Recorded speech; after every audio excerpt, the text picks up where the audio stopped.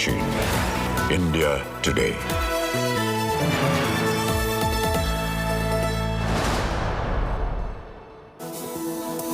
Very good morning. You're watching India Today. I'm Nabila Jamal taking you through the top news. First, the headlines. Sri Lankan fury and frustration on the streets. Military asks for political resolution. Gotabaya Rajapaksa waits for a private jet to depart from Maldives.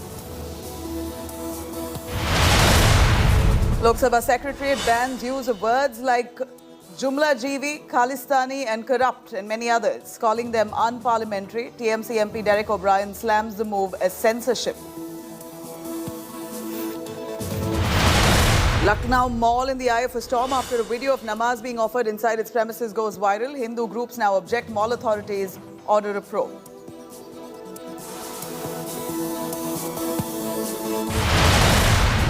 Monsoon fury wreaks havoc in Uttarakhand. Rains trigger landslide in the hill state. Blockades spell unending traffic snarls. Tourism comes to a halt.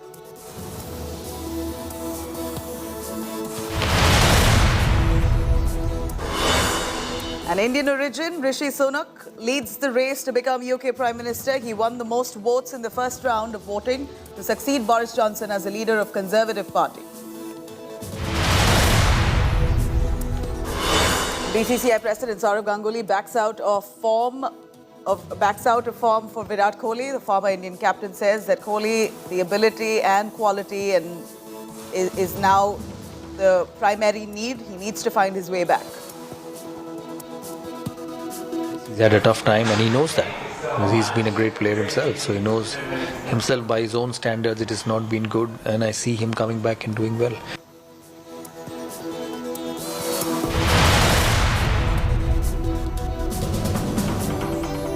The new education policy proposal papers have now created a fresh controversy in Karnataka. After its proposal to keep eggs and meat out of midday meal program, the bizarre proposal says serving eggs to school children in midday meals will lead to discrimination between students. Curiously, the proposal says, given the small body frame of Indians and extra energy provided through cholesterol, regular consumption of eggs and meat will lead to lifestyle disorders. The proposal seems to be completely ignored. In fact, at this point, what the proposal also lacks is highlighting the protein needs of growing children. In fact, what the proposal further says is that providing eggs would lead to an increase in cholesterol, and furthermore says it will discriminate between children who don't eat eggs and those who eat eggs, but completely blatantly ignores the fact that protein is the much needed nutrition that growing children need at this point. Panel has suggested textbooks should include Hindu genocide related history. This is also one of the proposals that's come up by the Education Department in Karnataka. Reports earlier claimed that the NEP proposal had questioned the Pythagoras theorem, thereby sparking a huge row on that as well. This is a proposal now by the Education Department, which has now received huge criticism.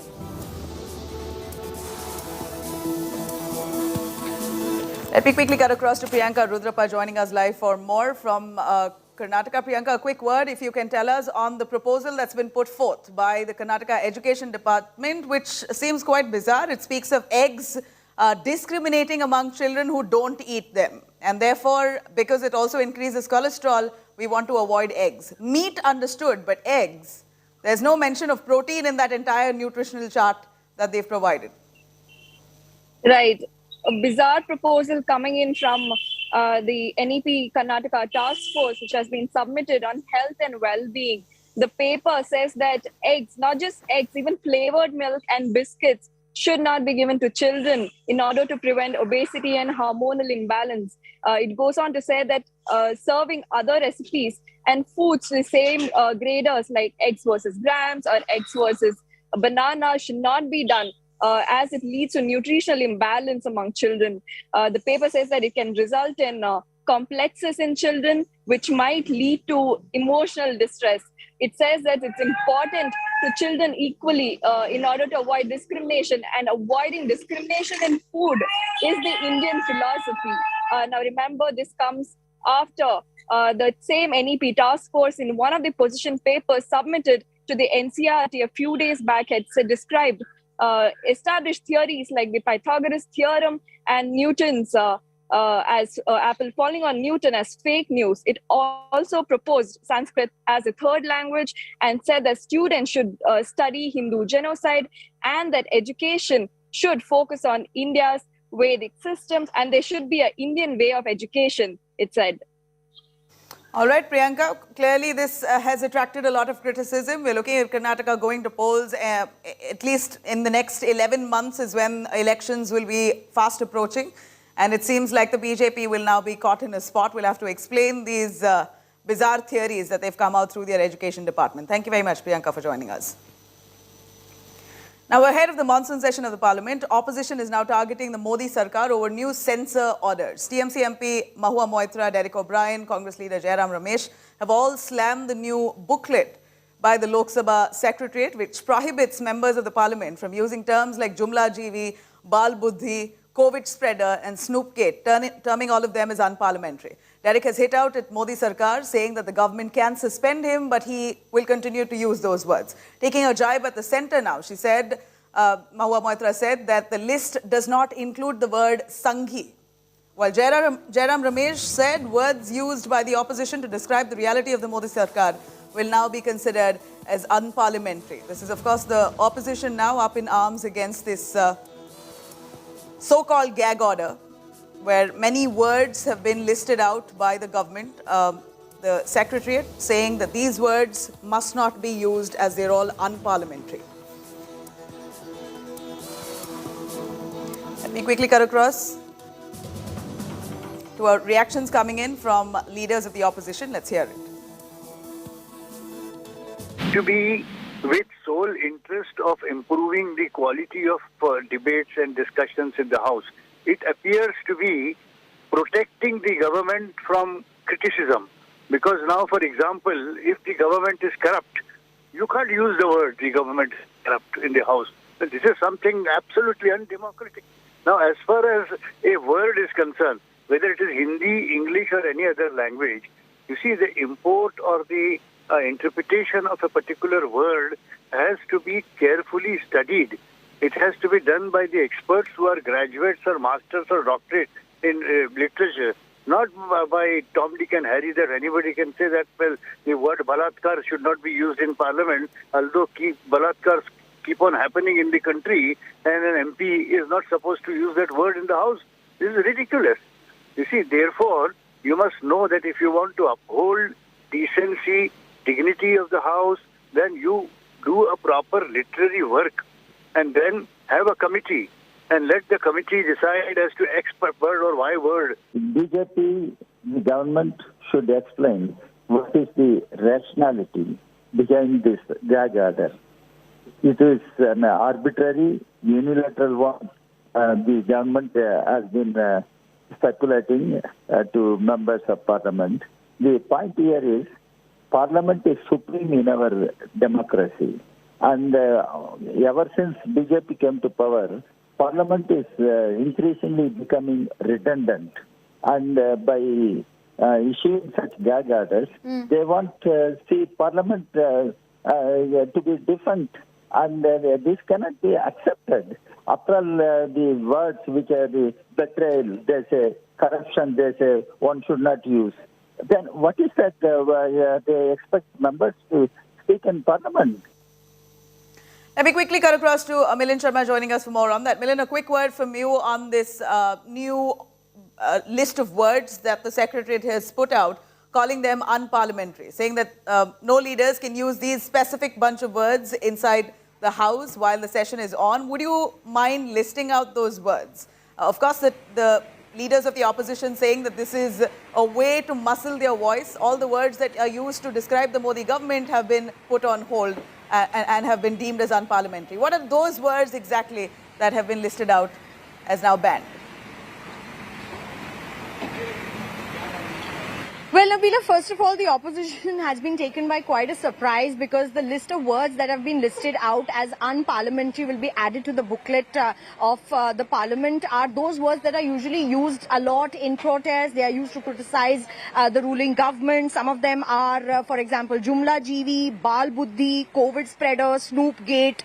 And simple words, simple English words like ashamed, abused, betrayed, corrupt, drama, hypocrisy, and other words such as dohra, charitra, nikamma, nautanki, behri sarkar, and other, dohra pitna, and etc. So these are the mix of Hindi and English words that have been used a lot by the opposition to criticize the government, and which is why the opposition has responded also in such a way with Derek O'Brien there saying that I am going to use such words and let them suspend me for using these words. I'll be fighting for democracy. Mahua Mitra, also staunch opposition leader from the TMC, has said that basically the government has used all the words used by opposition to describe how the BJP is destroying in India and banning them. So these are the responses that we have received. Jairam Ramesh, head of communications of Congress, has also said that, the government is trying to, put words into the unparliamentary context. By putting all the words that the opposition is using for them. So these are some of the reactions that have come in, Nabila. But of course, the last word will be with the Lok Sabha Speaker as well as the Chairman Rajya Sabha on what are these words that need to be expunged. But certainly the list that has come out has left the opposition both shocked as well as amused. All right. Milind, thank you very much. Of course, at this point, the opposition using this as ammunition to target the Modi government, saying that this is a fresh gag only to suppress the voice of the opposition. Words that are used to describe the Modi government have now been put on hold. Of course, these are words of the opposition, but the government doing it with an intention to keep the parliament civil. Now, after NCP, Congress hits back at Uddhav Thackeray. Congress launched fresh salvos at former Maharashtra Chief Minister Uddhav Thackeray. Congress leader Milind Deora has written a letter to Eknath Shinde, the newly elected Chief Minister of Maharashtra, saying that Sena harmed Congress's interests. Deora accused Uddhav of betrayal, accusing him of going against Aghadi's interests and using delimitation of BMC wards using lottery. Remember earlier, the NCP chief, Sharad Pawar, had also accused Uddhav Thackeray of renaming Aurangabad as Sambhaji Nagar, calling it not part of Aghadi agenda.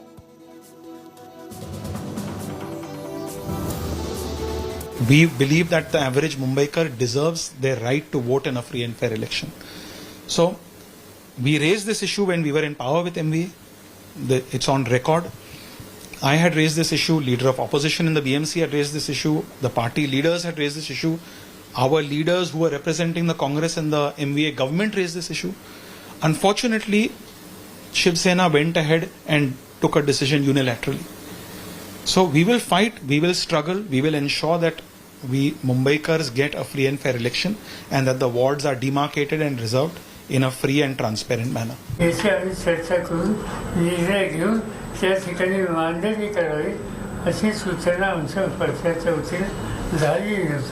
पण ही गोष्ट आम्हाला मान्य करावं लागेल.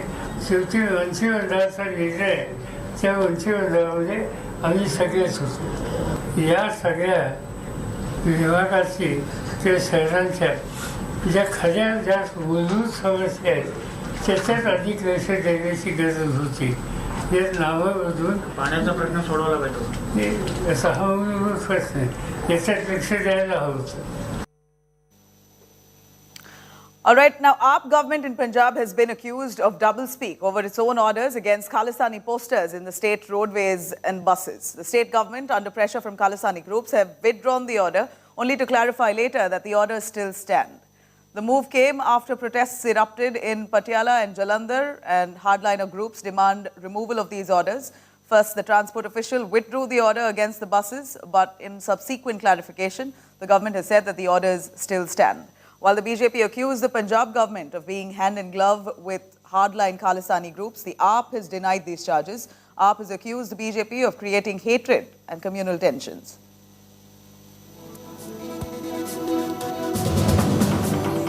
Now, the ban on radical posters continue. This is what the AAP government's latest order is.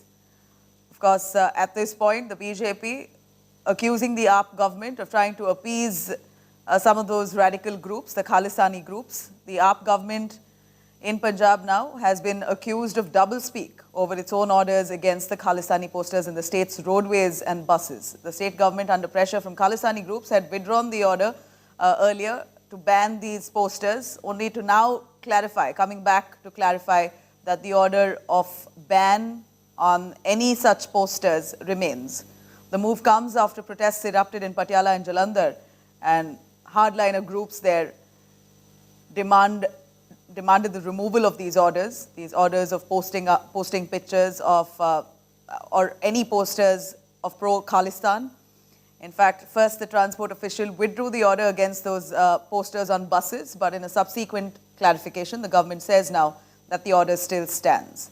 So the BJP, of course, now saying that the AAP government is, of course, confused at this point between radical groups and what they really want to do to impose a ban on these pro-Khalistan posters. Let me quickly cut across to Manjeet joining us for more on that. Manjeet, a quick word on AAP doing a U-turn. First it says these posters are banned, then it withdraws the order temporarily to come back again after criticism saying what exactly do they intend to do.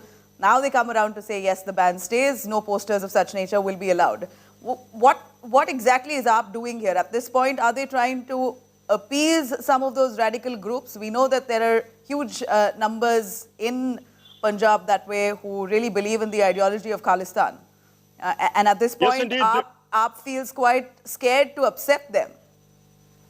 Yes, indeed, Navila. Bharatiya Janata Party has questioned the Aam Aadmi Party's functioning, saying that when ADGP Law and Order on 26th of June had issued a clear order that no such activity will be allowed on the government vehicles or any or at any other place, but it is on 6th of June when acting on DGP's orders, Executive Engineer PRTC Patiala issued an order asking the concerned depots of the PRTC to remove all the posters of the Khalistani elements.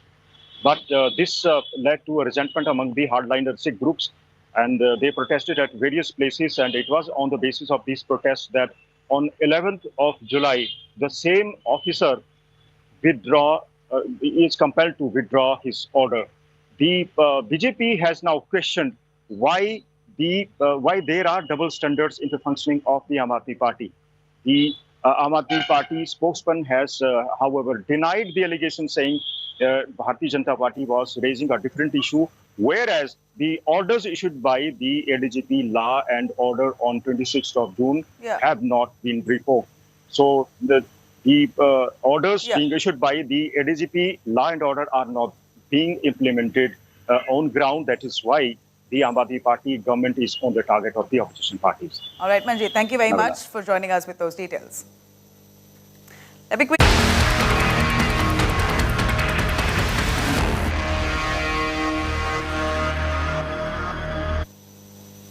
All right, now trouble continues to mount for the Aam Aadmi Party minister, Satyendra Jain. While Satyendra Jain was remanded to the Enforcement Directorate's custody, his wife Poonam Jain has also now been summoned by the Enforcement Directorate watchdog in a money laundering probe here. In fact, Poonam Jain, along with her two daughters, have been accused of receiving funds from illegal shell companies. She has also been accused of illegally acquiring up to 16 crore rupees in funds from shell companies linked to her husband, Satyendra Jain. And according to probe reports, Jain and his family and aides have received crores of rupees under the garb of being of these illegal businesses. CBI and the Enforcement Directorate have now accused Aam Aadmi Party Minister Satyendra Jain of using his family to mislead probe agencies.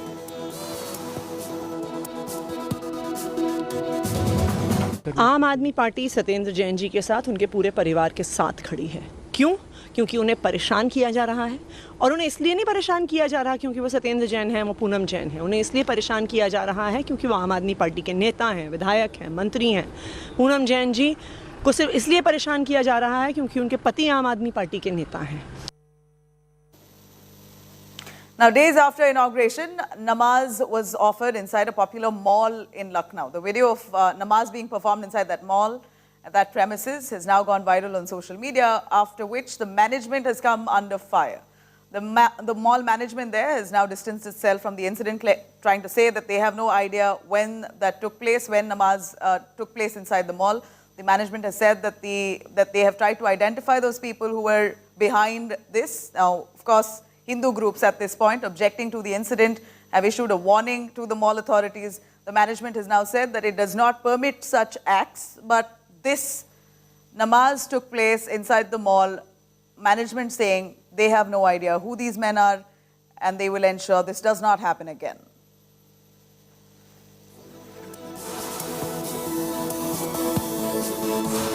All right, cutting across right after a short break, taking you through all the rains that have unleashed fury in many of the states. Landslides in Uttarakhand, blockades spell unending traffic snarls. Take you through snippets of that on the other side. Stay with us.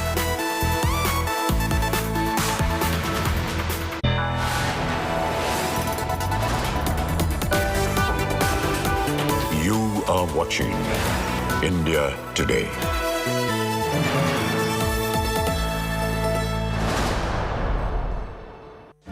Make your media plan smarter with India Today Live TV on your connected devices.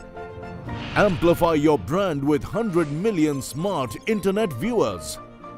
To advertise, mail us at sales@aajtak.com or call 9999892171.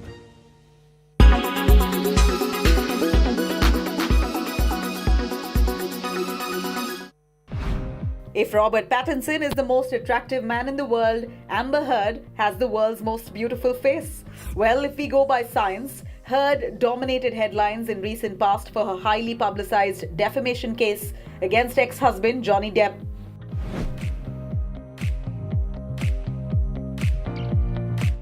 Does she indeed have the most beautiful face in the world? A famous plastic surgeon thinks so, and here's why.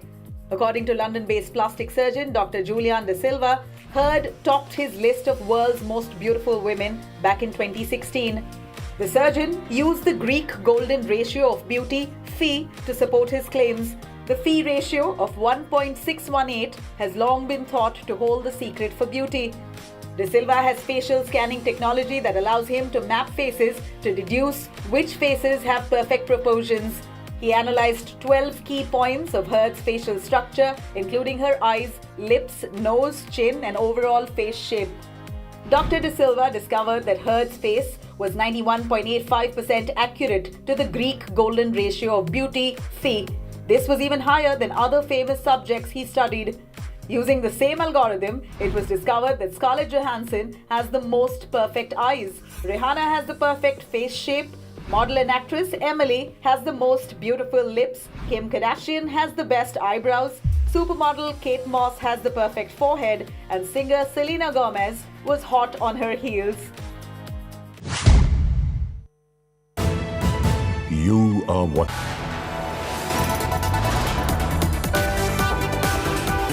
You are watching India Today.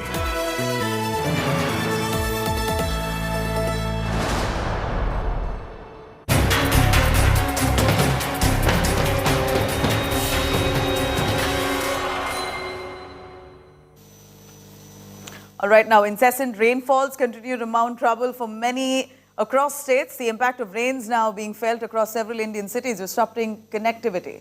Heavy rainfall lashed Nasik's Trimbakeshwar Taluka, causing problems for villagers there.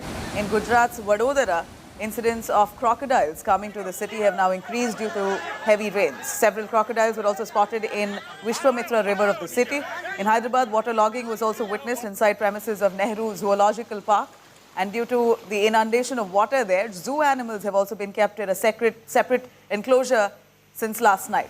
Around 35 villages are now waterlogged in Velarupadu of Andhra Pradesh, and around 4,000 villagers there taking refuge on the hills.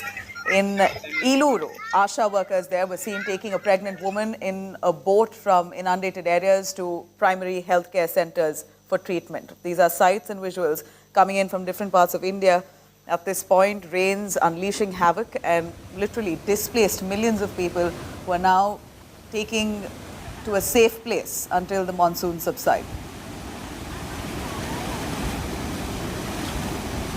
Let me quickly cut across to Dev Kotak, joining us live from Gujarat. Dev, we know that Gujarat has been severely hit. What's the preparation that the government has made to ensure that further life is not disrupted? At this point, we see that many villages are mostly inundated. Firstly, let me just clarify, it is too late to prepare right now. You don't go out to dig a well once the fire breaks out, because this is a different year, but just the same very story, not just in Gujarat, but several parts of India. However, NDRF teams have been deployed, as you can see, and they have already been on rescue missions since last night. In fact, in Valsad alone, more than 350 people were rescued and safely evacuated from an area called Baradiawad. Also, the men you see behind in the navy blue raincoats out there, SMC, Surat Municipal Corporation. So you can gauge the intensity of the rainfall and the lack of preparedness by the local government, because when in Valsad, if you have to call for municipal corporation workers from Surat, then it really goes on to sort of reflect in a way in terms of how underprepared the government authorities were. And this is muddy water that has been just been crossing the danger level watermark. People are still wading through it. And also, if we can pan the camera and show you the other side, 5 minutes ago I walked through this muddy, dirty, it is actually gutter water. The drains have clogged up, they seem to have opened up, and I walked through this water. So I can really imagine in terms of what the locals feel and what they are forced to go through year after year. You see that shutter that is going down. Nobody wants to take a risk. More than 400 tons of grains has been destroyed. I'm in this currently in this place called Chipwad in Dana Bazar, which essentially means grains market. This is what the entire area is. It is a mix of commercial plus residential area. So, with so much of wheat, rice and other grains that are destroyed, the people are really upset and also don't know how to really cope with this situation. As you can see, since you were talking about preparation, this is what the preparation looks like. All of this is floating, which really means that they haven't really bothered. There's a chappal, there's a box, there's some plastic wrappers. So it is really an intense situation, and especially given the fact that a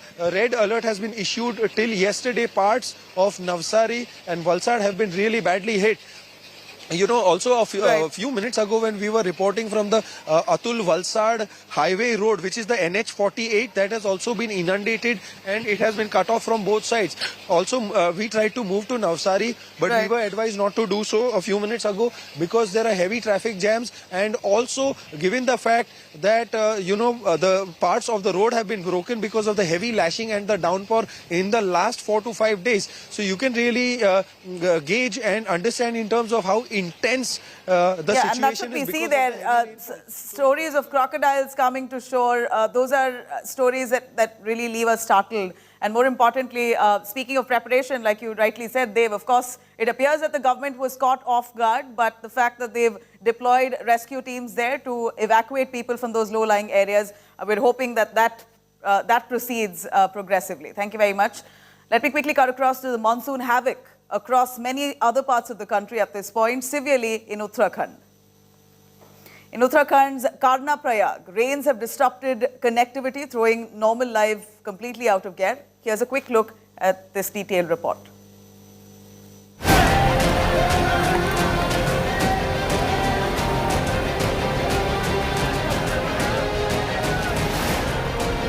Monsoon mayhem across the country. The impact is felt even more severely in hills where incessant rains and floods have disrupted connectivity, hindered supply lines and made rescue operations more challenging. At Karnatakas in Uttarakhand, the national highway has caved in due to the rains. On the ground zero, India today is showing you as to how the National Highway 58, this all-weather road, is now being repaired. After this particular stretch, nearly 80 meter long stretch got caved in this morning, and because of this, traffic movement was completely choked in this area.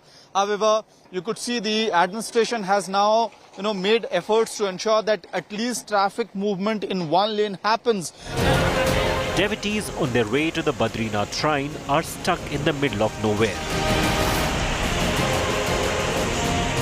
The repeated instances on road cave-ins have raised questions about the safety and quality of these all-weather roads.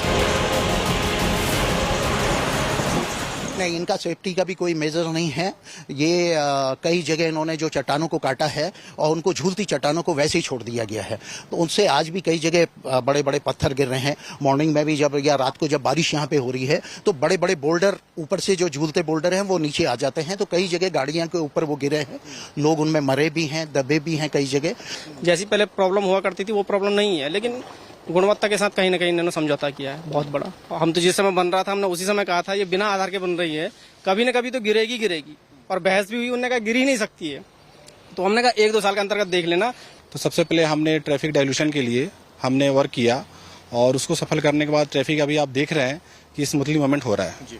रही बात technical इसकी factor की, किस वजह से collapse हुआ है, तो इस पर तो कहना भी हमारे लिए औचित्य नहीं है, बिकॉज इसके लिए जो भी रिक्वायरमेंट फॉर इन्वेस्टिगेशन के लिए जो इसकी मटेरियल थी वो हमने अपने टेक्निकल हाई कमेटी को भेज दिया है। Businesses that generally thrive during the busy tourism season have also taken a hit. इसमें तो बहुत असर, जब यात्री नहीं होंगे तो असर इस पे पड़ेगा ही, निश्चित रूप से पड़ेगा। बिजनेस डाउन बिल्कुल 80% डाउन है, देख ही रहे हैं आप, जो है 2 दिन से बिल्कुल खाली पड़े हैं होटल, पूरे जो है गिने चुने लोग आ रहे हैं, और डर की वजह से, बेसिकली डर की वजह से यात्री नहीं आ रहे हैं। In Baal Ganga Valley, villages are cut off as floods swept away a 150-meter road. This is one of the main routes for Kawad Yatris walking from Gangotri to Kedarnath. Monsoon continues to lash in various parts of Uttarakhand, and right now we are in Pura Kedar area of Tiri district. As you can see, the river is in spate. This is Dharmganga river, which is in spate right now, and it has washed away the road. You can see at our behind, it is 150 meters road which has been swept away by Dharmganga river, and due to that 3 villages in this area have been cut off. खाद्यान्न के लिए जो है already हमारा वहाँ पर को अगस्त तक का खाद्यान्न पहुँच चुका है, बट हमने ये कहा है कि अभी चूँकि बरसात लगातार रहेगी तो अगले माह भी के लिए, सितंबर के लिए भी राशन जो है कल ये वहाँ से पैदल रास्ता वैकल्पिक मार्ग खोल रहे हैं, वहाँ से फिर हम उसको जो 3 गांव हमारे विशेष रूप से वहाँ पर प्रभावित हैं वहाँ पर ये पहुँच जाएगा। तो उसके चक्कर से 3 गांव बहुत प्रभावित हैं, जो जिन्हें घर में रहने के लिए मजबूर होना पड़ रहा है, और ख़ासकर जो इंटर कॉलेज कोटिया गुंडा है और टीचरों के लिए आने जाने के लिए बहुत दिक्कतें आ रही है सर। यही समस्या है कि आवाजाही की समस्या बहुत हो रही है, स्कूल भी है, स्कूल बच्चों की भी दिक्कत होगी, और कोई टीचर लोग, कावड़ी लोगों की भी दिक्कत होगी, टीचर लोग हैं उनकी भी समस्या होगी। In Narendranagar, commuters on their way to Joshimath faced multiple landslides. हम मौजूद हैं नरेंद्र नगर चंबा रोड पे। यहाँ तेज बारिश की वजह से आप देख सकते हैं कि किस तरीके से यहाँ पर मलबा रोड पे आ गया है ये। The Met Department has issued orange alert in Uttarakhand. It has projected more rains for the hill state. Bureau Report, India Today.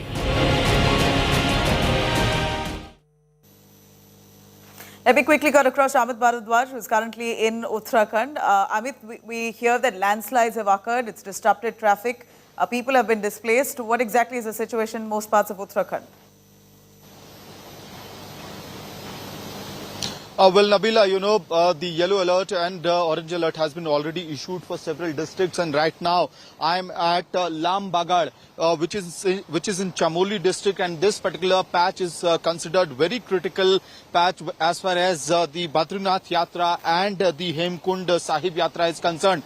And Nabila, what you are seeing in the visuals right now is that from this particular patch, constantly the stones are falling as well as the boulders are coming down on the road, and you could see what is the fate of the road right here. One part of this particular really narrow lane has caved in because of the boulders and constant landslide that is happening since last evening. And you know, in the past couple of minutes, what we have seen is that constantly rocks are falling down, the boulders are coming down, and these excavators on the left hand side, you could see, I would request Deepak Best, our camera person, to show you those visuals. These excavators are constantly at work. They are removing the boulders, stones and rocks that are falling because of this landslide in Lambagar.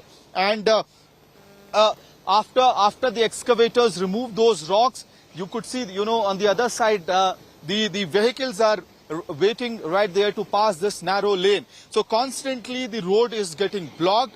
the excavators come in action, they remove these stones, and after the stones are removed, the traffic is restored. However, the traffic that is restored, it again gets blocked in a couple of minutes itself. So the fear and threat of landslide is constantly looming over the devotees who have come for the Badrinath Yatra and for the Hemkund Sahib Yatra. And the situation for the Char Dham Yatra is similar. There's no change to this because India Today has been showing the visuals and the ground reports as to how the fury of nature is unfolding during the Char Dham Yatra.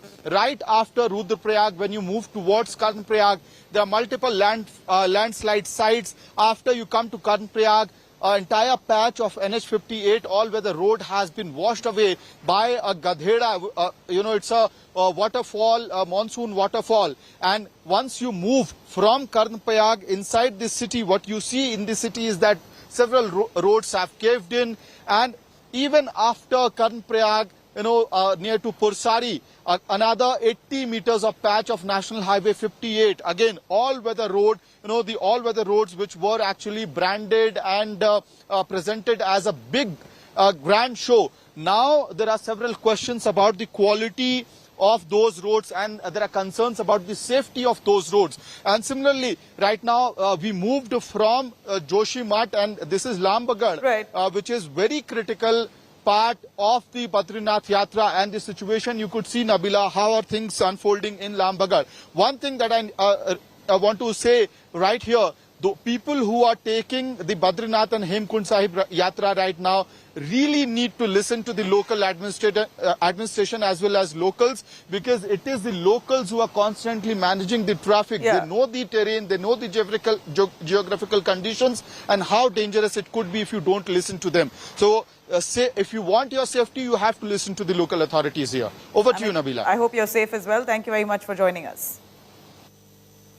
All right, coming up on the other side of a short break, Sri Lankan fury and frustration right on the streets. Military asks for political resolution. Gotabaya Rajapaksa now awaits a private jet to depart from Maldives. More information on the other side. Stay with us.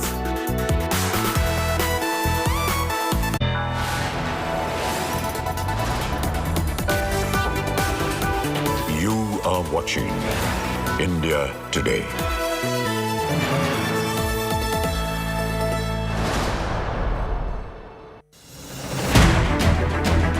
I don't read the news. I read between the lines to tell you the true version of events, the true story of our times. To document grief, the toughest assignment for any journalist to be. From those who matter. Women politicians going to stick up for each other. Of those who should matter. I document the truth. I don't distort the truth. I don't glamorize the truth. I don't gloss over the truth. The ghosts of India's contentious medieval history have come knocking again.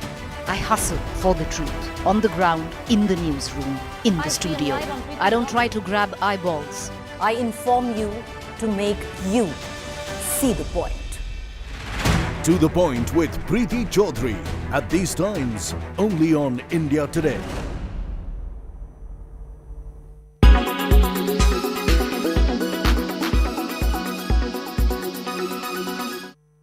Magnificent Mercury is cratered with marks and bruises.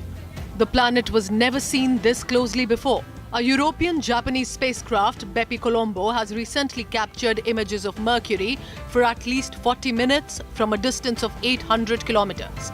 Although the spacecraft went as close as 200 kilometers above planet's surface, key instruments remain shut. This is the second approach made by the spacecraft so far. The spacecraft recorded the transition from the night side to the day side. A breathtaking view of the cratered surface of the planet was captured. This highlighted the boundary between night and day. In fact, the rough terrain was also recorded. All in all, mysterious Mercury's magnetic field, exosphere, core, and the surface processes were grabbed in the camera. A few days ago, human trash was recorded on Mars. Later, it was contemplated it might just be the spacecraft trash. You are what?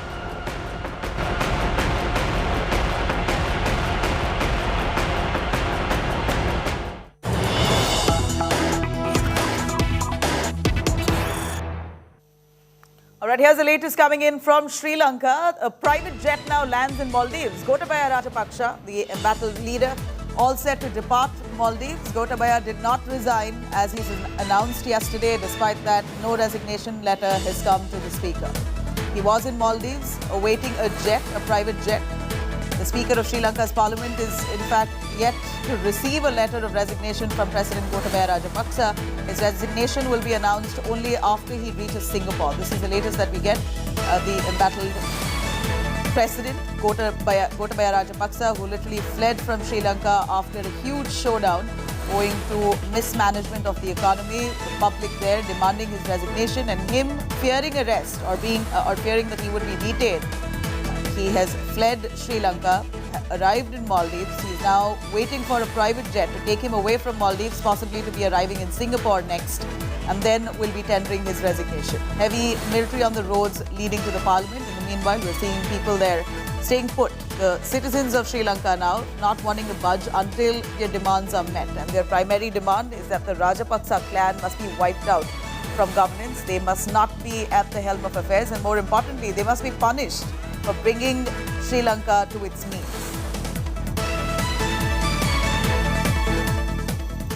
Meanwhile, as we know, an emergency has been declared in Sri Lanka after massive protests gripped the capital city, Colombo, on Wednesday. This is after Gotabaya Rajapaksa fled to the Maldives with his family. Reports have emerged that Gotabaya Rajapaksa, who landed in Maldives yesterday, has requested the government of Maldives to arrange a private jet to fly him to Singapore. Meantime, amid the chaos, Prime Minister Ranil Wickremesinghe has been given powers of the president. Ranil has ordered armed forces to maintain law and order and appeal to protesters not to vandalize state or private property. Nominations for new presidents will be called in on July 19th. Sri Lanka's new president is to be elected on the 20th of July. The leader of opposition, Sajith Premadasa, and Ranil Wickremesinghe are front runners for the top job in Sri Lanka. In fact, at this point, in just days to come, there will be a new president that will be elected, possibly on the 20th of July. This is what the Speaker has said, that the process will begin on the 20th of July. And remember, we're looking at an all-party government, where all parties put together will be represented to form a government at this point in this state of Sri Lanka, when the economy has literally dilapidated. At this point, the country, the citizens, the people of Sri Lanka now looking for a regime change, and the best fit at this point, as they deem, is an all-party government.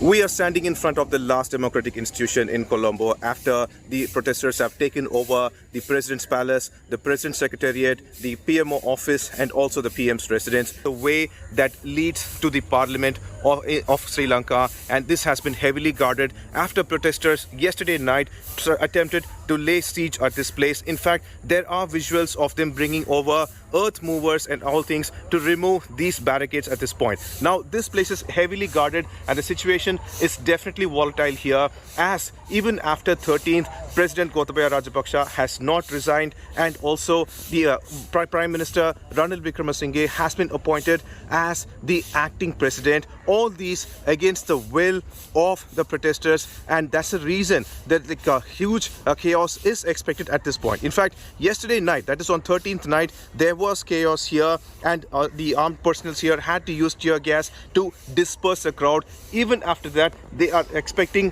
more issues today, and that's the reason this place that leads to the parliament is heavily guarded. In fact, the Sri Lankan parliament is built in such a manner that it is surrounded by a water body, and only two ways are there, one to enter and one to exit, and both places are heavily guarded by completely armed army men at this location. And even now, Sri Lanka still continues in Sri Lanka as the protesters are in golf phase, and they are still occupying the four important institutions, the last one being the parliament. And if this falls, there is no hope what's going to happen. All right, we're quickly cutting across to Pramod Madhav, who's joining us live from the streets of Sri Lanka, where we see some trouble brewing. Pramod, over to you. What's the progress there today? We hear that Gotabaya Rajapaksa at this point is ready to leave Maldives, possibly going to be arriving in Singapore. Only then a resignation will be tendered. Is that the fact? How are people of Sri Lanka receiving that? Nabila, this is the only fact they want to believe currently because they want their president to quit. They want him to resign, but one way or the other. And even it has been one more day extra, but still they are still holding those locations. In fact, the protesters to whom we spoke yesterday very clearly mentioned that they have given back the Prime Minister's office to the security forces, which you also saw, but they will not give back the Presidential Secretariat, the President Palace or the Prime Minister's residence because they want to hold it as ransom until the President Govt Rajapaksa and Ranil Wickremesinghe leave. But here is a kind of like visual from various locations in Sri Lanka. The entire place is deserted and all those vehicles you see over here, they are not parked but they are waiting for fuel, and that's the reason those vehicles are at this point. This actually explains the crisis. One of the busiest roads in Sri Lanka is currently deserted because there is no fuel. This is actually fueling the anger among the people, and what they're saying is that Govt Rajapaksa must resign. Now they know that from Maldives he has left and scheduled to reach Singapore. Only thing earlier the speaker said was that so he will receive the resignation letter yesterday. That was the deadline. They did not receive it, but they are living only on hope that Gotabaya will resign. But even before that, there is another problem for them, and that is the appointment of Ranil Wickremesinghe as the acting president. They are not happy about it. They want both leaders to leave. They want both leaders to resign. Not just that, now the tri-service commanders also have requested Ranil Wickremesinghe to resign. So these are the visuals from like almost 2 kilometers from Golface, where you could see the area completely deserted and empty vehicles standing on the other side, all awaiting fuel. Nabila, explaining the crisis in Sri Lanka now. All right, at this point, Pramod, is there a dearth of basic essentials? We saw that you were showing people there lining up, trying to access fuel, but otherwise, when it comes to food, basic essentials, how are people really coping with that? Is there a reserve that the government is really pulling off from? There is absolutely no functioning government we could find over here, because on one side the people want the speaker Abheya Mahinda as the interim leader, but he apparently is not showing any interest on it. Ranil Wickremesinghe, who has acquired power now, he first declared emergency, then there was a night curfew in the island, and that way he is actually showing authority. He claims that he will be acting president until a common government with all parties is formed. But only tomorrow or day after tomorrow, the parliament is going to convene and they are going to decide on that. The protesters have been various party leaders and the tri-service commanders have requested the protesters to hold on, to continue their protest in a peaceful manner, not to damage the public property, because that actually shows the kind of anger. On 9 July, it was completely evident how much frustrated the Sri Lankan nationals were, because they have to buy petrol for 520 on a petrol station, or else on the black market 3,500 rupees. It's the same scenario with LPG, where it's like 5,000 rupees on an LPG station for 12.5 kilograms of gas, but on the black market it's 12,000. And baby food is something that has become extremely costly. And today morning, when we are speaking with protesters here, all the people in a hotel, they said that Sri Lankans have stopped taking milk because it has become too costly, and they're only gone back to black tea. This actually explains the situation in Sri Lanka, evidently, Nabila. Absolutely tragic. Prayers going out to the people of Sri Lanka. Of course, India doing whatever it can to help in the form of aid. Pramod Madhav bringing us those live reports. He's right there along with Ashutosh. Let me cut across to Ashutosh right now, who takes us through a live report from ground. Amid political crisis and the economic meltdown here in the island, it is the people, end of the day, who are suffering the worst for more than 6 months. These women, like every day almost, with these empty cylinders, traveling to the gas stations. Cooking gas is something really very essential. But because of the supplies, worst affected for next month, be it the petrol, be it the diesel or the cooking gas, every day these women are forced to queue in line, facing the heat and the humidity.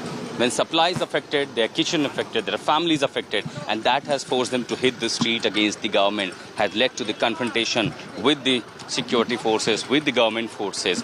But for now, end of the day, it is the suffering of the people that has forced them to hit the street. In Colombo with Sanjay Kumar, I'm Ashutosh Mishra for India Today. The Colombo. This is the plight of people of Sri Lanka, where they are now queuing up for basic essentials. No cooking gas, that's something as basic. There's no cooking gas. They're literally paying exorbitant prices to access basic necessities. And like you heard Pramod Madhav saying, the people of Sri Lanka have stopped drinking milk because it's become inaccessible. That's the kind of economy that you're facing, a meltdown that they've never seen before. 58% is mostly what is said, the inflation at this point. The central bank in the country, they're saying, or almost alerting that this could rise to 70%. That's the gravity of which people of Sri Lanka currently are dealing with this kind of economic meltdown. They're still protesting at this point, looking for a desperate solution. And first things first, they want the Rajapaksas to go. More importantly, for them to be punished for what they've done. Now, on Wednesday, we see that massive protests erupted in Lanka over Gotabaya Rajapaksa, who's fled the country. Let's take a quick look at all those defining images. Armoured vehicles there, seen on the streets of Sri Lanka a day after island nation declared the state of emergency after widespread protests against the ruling government. After a day of unrest in Lanka, people were seen lining up at the gas station. This comes amid the country facing acute fuel shortage. Helicopters hovered over protesters in Colombo after a state of emergency was declared and a curfew was imposed in western province of the country.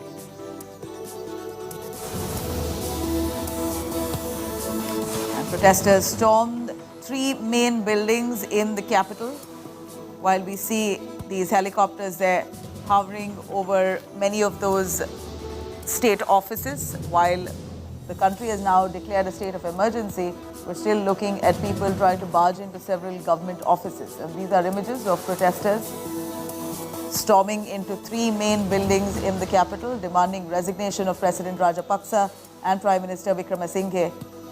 In fact, protesters there occupying those government offices as they have a free run. Military trying to contain the situation, but hard luck. A couple was seen displaying affection after participating in anti-government protests that led to taking over of the Prime Minister's office in Colombo. This was while they were protesting, taking over many of those state offices, infiltrating many of those government buildings. This image really speaks in the face of those miseries in the country.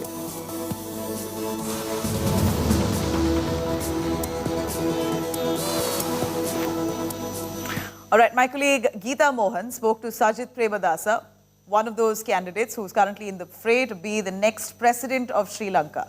Let's have a listen. What's the way forward? We've seen that Gotabaya Rajapaksa is yet to resign, and the movement forward in terms of an acting president has already happened. But what's the real process? Who then can be the acting president, and where will the government, or how will the government really be formed? So if you could just explain what's the way forward and the procedure. Well, right now in Sri Lanka, you have extreme and absolute political gridlock.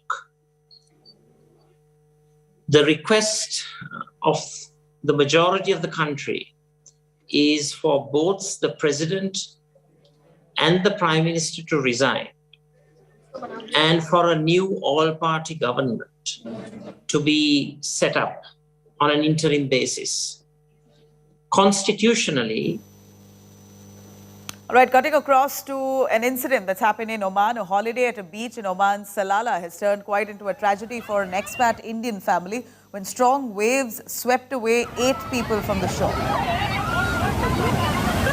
These are visuals coming in from Oman's Salalah, an Indian family who were out there on holiday.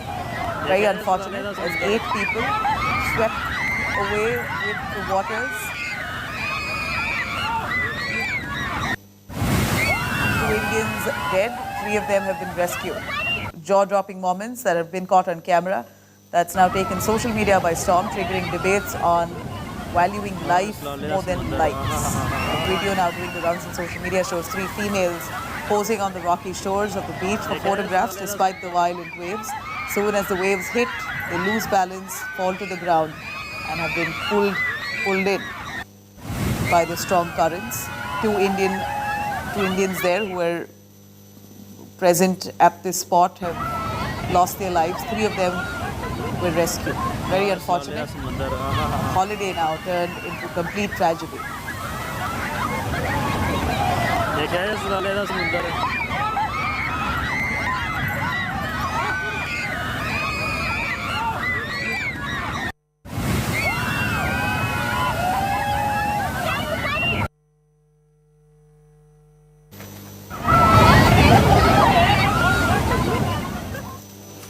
All right, for more information, you could log on to indiatoday.in. You could also download our app for more. Stay tuned. I'm going to come back with the top headlines.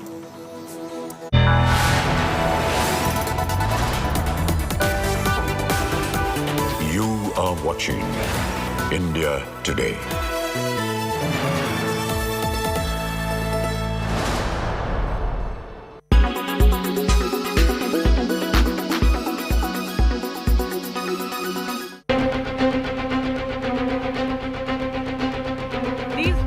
Are testimony to the current crisis in Sri Lanka.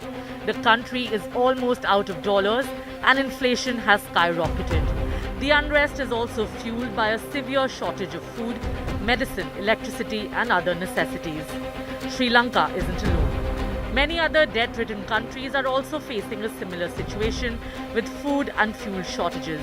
The question here is, why is this happening? Let's begin with Pakistan. In June, a Pakistani minister sparked outrage on social media for recommending people to cut back on their daily cups of tea to help reduce the country's import bill amid a rising economic crisis. मैं ये भी कौम से appeal करूंगा कि हम चाय की एक-एक प्याली, 2-2 प्यालियां कम कर दें, क्योंकि जो चाय हम इंपोर्ट करते हैं वो भी हम उधार लेकर इंपोर्ट करते हैं. This shifted everyone's focus to Pakistan's economic crisis. Pakistan's situation is so bad that, like Sri Lanka, it has also requested a bailout from the International Monetary Fund. Pakistan's ever-present ally, China, provided a $2.3 billion loan. Although these loans provide a long-term solution, they are also troublesome. The same can be seen in the case of Sri Lanka as well. Sri Lanka borrowed heavily from China to fill years of budget shortfalls and import goods needed to keep the country running. It wasted large amounts on building expensive and unviable aviation, shipping, highway, hospitality and other such facilities. However, the majority of this construction was abandoned due to massive losses and the inability to service growing Chinese loans. This is how China's infrastructure investments not only increased Chinese influence in Sri Lanka, but also aggravated the South Asian island nation's economic crisis. Argentina, Venezuela, Zambia,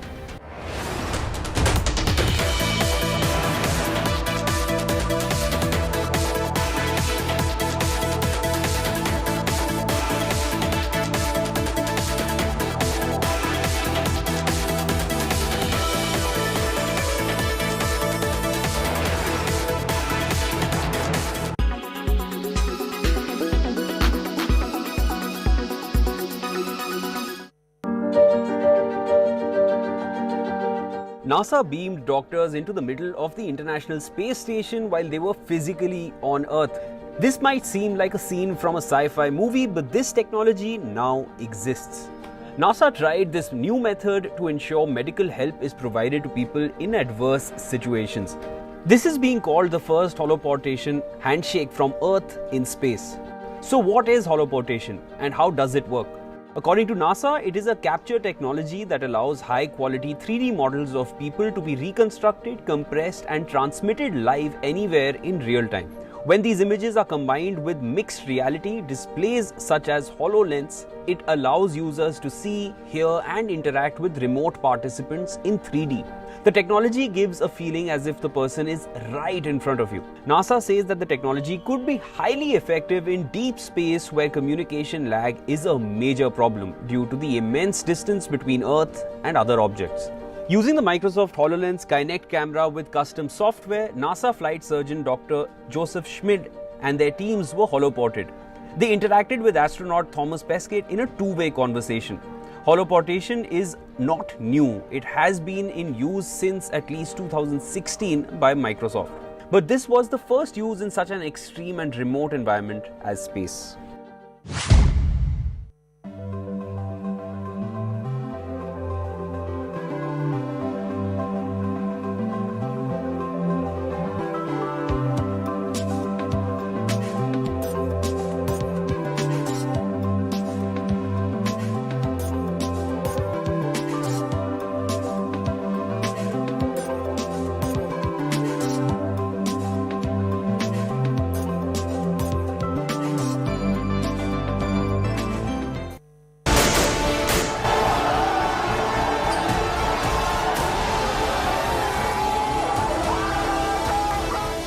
Frantic, unsettling island drama. The epic people's uprising in Sri Lanka. The police is firing on the protesters. They were suddenly started marching toward the Prime Minister's residence. We are currently outside the Prime Minister's office, and currently what is happening here is that Pramod and Ashutosh at every site. Similar pictures we are seeing at Ground Zero here in Colombo. These were the protesters who were at Kalpes earlier, and now they are trying to move away from this place. Relentless, fearless live reportage.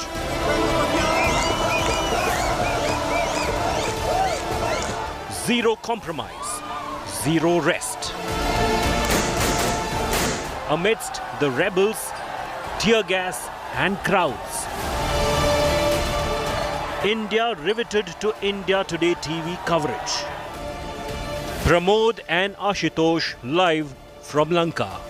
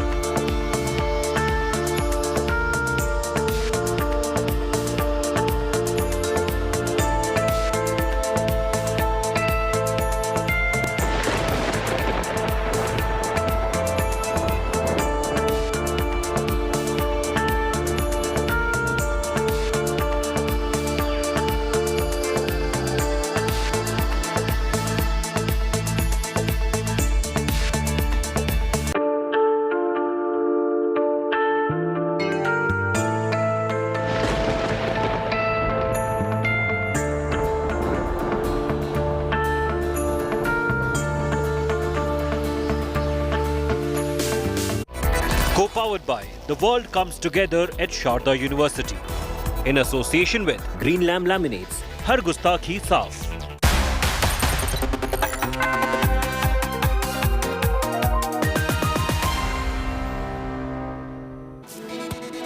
Watching India Today, I'm Nabila Jamal. A quick take on the headlines. Bihar cops uncovered plot to target Prime Minister Modi during his July 12th Patna visit. The module planned to make India an Islamic nation for 2047. 2 arrested PFI pamphlets have now been recovered. Lucknow Mall in eye of the storm after video of namaz being offered inside its premises goes viral. Hindu groups now object to mall authorities now ordering a probe on the same.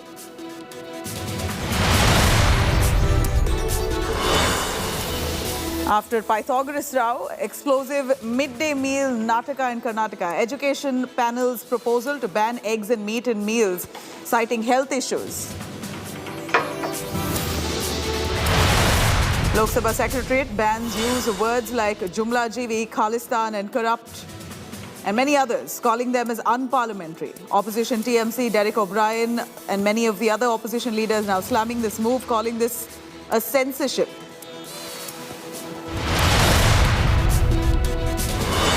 Sri Lankan fury and frustration out on the streets. Military asks for political resolution. Gotabaya Rajapaksa waits for private jet to depart from Maldives.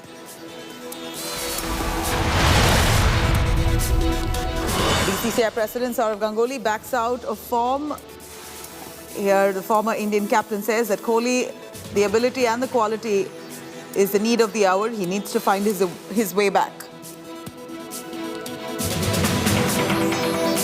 He's been a great player himself, so he knows himself by his own standards it has not been good, and I see him coming back and doing well. Now, Chishtis and Khadims of the Ajmer Dargah are now, many of them, appearing to spread venom. Many comments that have now come to fore there, quite startling. Continuing the streak, Syed Adil Chishti, son of Sarwar Chishti, has mocked Hindus, Hindu gods, ridiculed many of the Hindu gods. In a controversial remark, Adil Chishti has mocked the incarnation of Lord Vishnu, calling it as illogical. He's also mocked Lord Hanuman, saying it's bizarre that there's incarnation of gods in the form of animals. BJP and Vishwa Hindu Parishad on Wednesday condemned this move, this incident, demanding the Rajasthan government now to arrest them immediately. Adil Chishti's father, Sarwar Chishti, who defended his son's comments, is in fact making provocative remarks, and it continues to do so. These are the videos that we show to you right here on our screens. A few days ago, he had said that there will be a movement in India so aggressive that the whole Hindustan will be threatened. This is what he says. सवाल करना चाहता हूं नुपुर शर्मा से कि 333 करोड़ खुदाओं का existence फिर कैसे माना जाएगा? ये कैसे लॉजिकल है? According to Hindu mythology, Vishnu ji के 10 अवतार हैं, 10 अवतार। उनमें से कुछ इनकारनेशन जानवरों वाले हैं और कुछ इनकारनेशन ऐसे हैं जो आधे इंसान और आधे जानवर हैं। तो प्लीज नुपुर शर्मा मुझे बताएं कि इस 10 अवतार ये क्या लॉजिकल है, ये प्रैक्टिकल है? हनुमान जी, उनका वजूद, उनका एग्जिस्टेंस कैसे साबित करेंगी आप? श्री गणेश जी, उनका एग्जिस्टेंस कैसे साबित करेंगी आप? Mr. Sarwar Chishti, there is a video that has come in public in which your son, Mr. Adil Chishti, is making provocative statements, trying to mock Hindu gods. What do you have to say about that? He is cherry picking. If you go through video now, the proper video, it's fully of academic excellence, secularism, and that the thing they have picked from that is cherry picking and is out of context. You go through that proper video, then you will come to know. He has replied in literary sense, academically, the questions raised by Nupur Sharma regarding Islam, regarding Buraq, regarding our the Prophet went to Jerusalem to heaven. These were the questions by Nupur, and he has given the literary answer to it. And also he has said that those persons who believe in miracles and Almighty can understand this. If you don't believe in miracles and you don't believe in Almighty, then what answer you will give regarding Mr. Chishti, in that video, your son can be heard mocking or questioning the existence of Hindu gods. He's making statements. You were saying earlier to me that, there were statements that were made about Prophet Muhammad. Can you really justify what your son has said about, about Hindu gods? I think it's cherry picking. If you go through whole of the content, it's out of context. When you correlate with the whole video, then you will come to know it's full of academic excellence. Mr. Chishti, your nephew, Govt Chishti, is said to be absconding. The thing is this, George, he's not my real nephew. He is not my real nephew. He's not my real nephew, and we are not on talking terms with him. He's not my real nephew. So do you distance yourself from? Yes, 100% distance. He provoked people to make those sar tan se juda remarks. We have already condemned. We have already condemned those remarks. So are you saying that you have nothing to do with Govt Chishti? Nothing. And he's not my real nephew.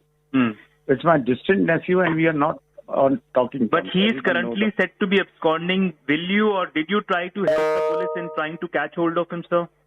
See, let me tell you one thing. We have nothing to do with Govt Chishti. All right, let me quickly cut across to Syed Nasiruddin Chishti, joining us live, who's the chairman of All India Sufi Sajjadna Shin Council in Uttarakhand, Ajmer. Thank you very much for joining us. If you could give us your take, Syed Nasiruddin, on this comment that's come in from this man here on our screens, where he's speaking of Hindu gods.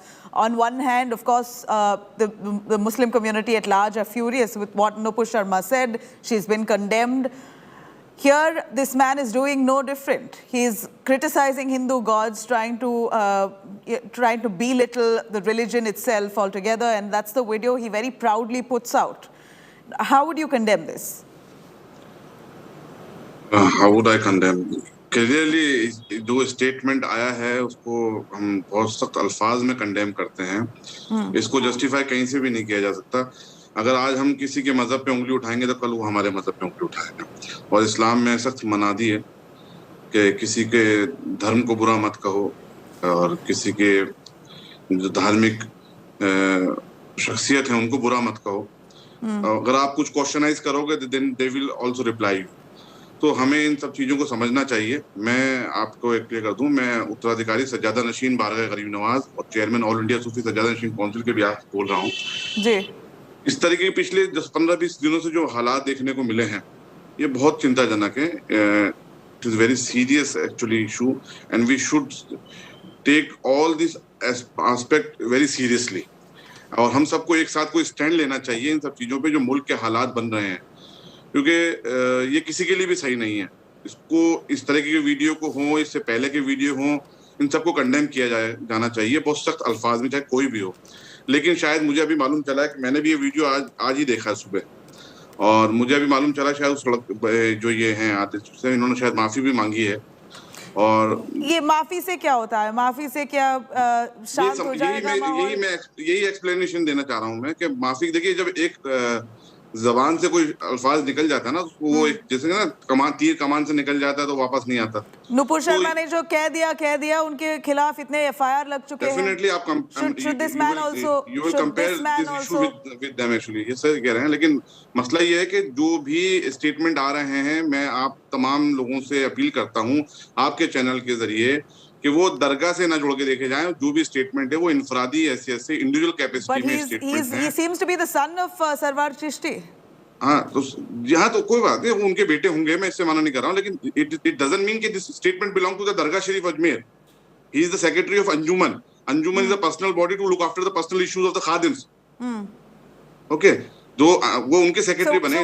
Will you press for punishment then? Will you press for his arrest as well? I am not authority, na. I am not authority. How would you look at it? Of course, you're not authority, but how would you look at it?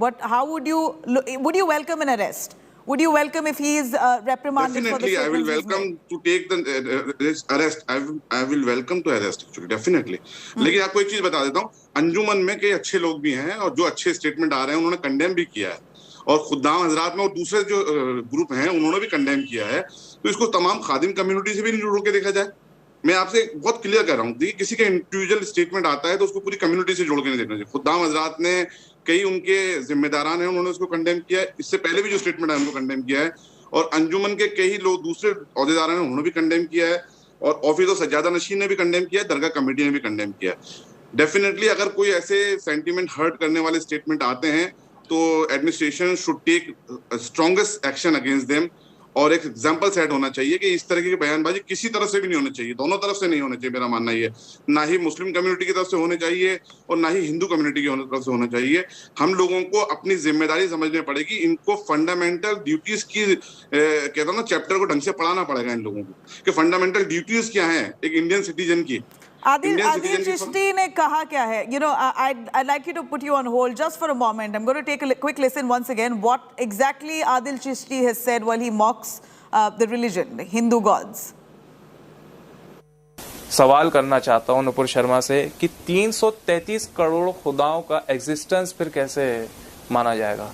ये कैसे logical है? According to Hindu mythology, Vishnu ji के 10 अवतार हैं, 10 अवतार। उनमें से कुछ इनकारनेशन जानवरों वाले हैं और कुछ इनकारनेशन ऐसे हैं जो आधे इंसान और आधे जानवर हैं। तो प्लीज नुपुर शर्मा मुझे बताएं कि इस 10 अवतार ये क्या लॉजिकल है, ये प्रैक्टिकल है? हनुमान जी, उनका वजूद, उनका एग्जिस्टेंस कैसे साबित करेंगी आप? श्री गणेश जी, उनका एग्जिस्टेंस कैसे साबित करेंगी आप? जी, Syed Nasiruddin ji, it's a direct question. He's asking Nupur Sharma. We believe that he tolerate this kind of a statement. Definitely, I'm completely shocked to heard this kind of a statement. Nobody can tolerate this kind of a statement. I strongly condemn. We have no right to challenge the authority. We have no right to challenge any religion. हम कैसे challenge कर सकते हैं? अब वो किस contest में उन्होंने कहा, ये वो जैसा भी आपने बताया कि उनका स्टेटमेंट था, वो पूरा वीडियो देखिए, तो मुझे तो इसके बारे में पूरा इल्म नहीं, मैंने पूरा देखा भी नहीं है, लेकिन जितना आपने मुझे सुनाया है मैं उसके बिहाफ पे बोलता हूँ कि ऐसी चीजों को तो कोई भी बर्दाश्त नहीं करेगा और हम स्ट्रांगली कंडेम करते हैं। मैं ऑफिस ऑफ सज्जादा नशीन साहब की तरफ से कंडेम करता हूँ और मुझे पूरी उम्मीद है कि दरगाह से जुड़े हुए तमाम पक्ष को कंडेम करेंगे। एक्शन जो लॉ में प्रोविजन है उसके तहत लेना चाहिए और एक एग्जांपल सेट होना चाहिए हर जगह का, क्योंकि देखिए हालात बहुत ज्यादा पिछले 15-20 दिनों में हम देख रहे हैं नेशनल मीडिया पे, which is why all the more is important that people, in fact people like you must speak with restraint. When I say people like you, he's he's part of the dargah. It's a well revered, admired and followed place for the Muslim community. At this point it's all the more your responsibility to ensure that the words you speak do not hurt religious sentiments, especially when you have taken such great offense to what Nupur Sharma has said. Then this everybody should know about their responsibility being a citizen of India. Ajmer Dargah is a symbol of the communal harmony और हम लोगों के यहाँ से हमेशा piece और communal harmony का message दिया गया है। हमारे यहाँ तो तमाम मजहब के लोग आते हैं, हमारे हिंदू भाई भी आते हैं, सिख आते हैं, ईसाई, तमाम मजहब के लोग आते हैं, हम सबका वेलकम करते हैं और आगे भी करते रहेंगे। आज तक जितने भी स्टेटमेंट आए हैं उसको दरगाह के प्लेटफॉर्म से तमाम दरगाह की जितने जिम्मेदारान हैं सबने कंडेम किया है और हम अगर ये स्टेटमेंट आए हम इसको भी कंडेम करते हैं, ये लेकिन इनका इंडिविजुअल स्टेटमेंट है। हाँ, ये बात सही कह रहे हैं आप कि he is belonging to the dargah, तो ये हमारा क्लियरिफिकेशन देना बहुत जरूरी है और we are demanding to the state government, we are demanding to the Nasiruddin ji, you're saying that you have absolutely nothing to do with what Adil Chishti says, and you welcome if he is reprimanded. Adil Chishti, in fact, joins us, the son of Ajmer Dargah cleric. He's right here live with us. Adil, what have you said? You've put out a video condemning the Hindu religion and speaking of gods, the various gods of the Hindu community. While you've taken grave offense to what Nupur Sharma has said, how have you presented yourself differently? You've condemned the religion, mocked at it, belittled their gods. Why should you not be arrested? अस्सलामु अलैकुम रहमतुल्लाहि व बरकातहू। Piece upon everyone. देखें, मैंने जो video अपनी डाली 23rd of June 2022 को, वो मैंने रिपीट किया था जो उन्होंने एहसास थे, जो उन्होंने किए थे फ्लाइंग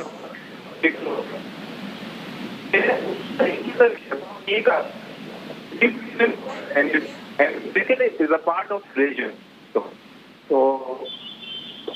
हर रिलीजन में चीजें मिलती हैं आपको that they don't sound logical but we believe in them. तो एक रिबेटल था।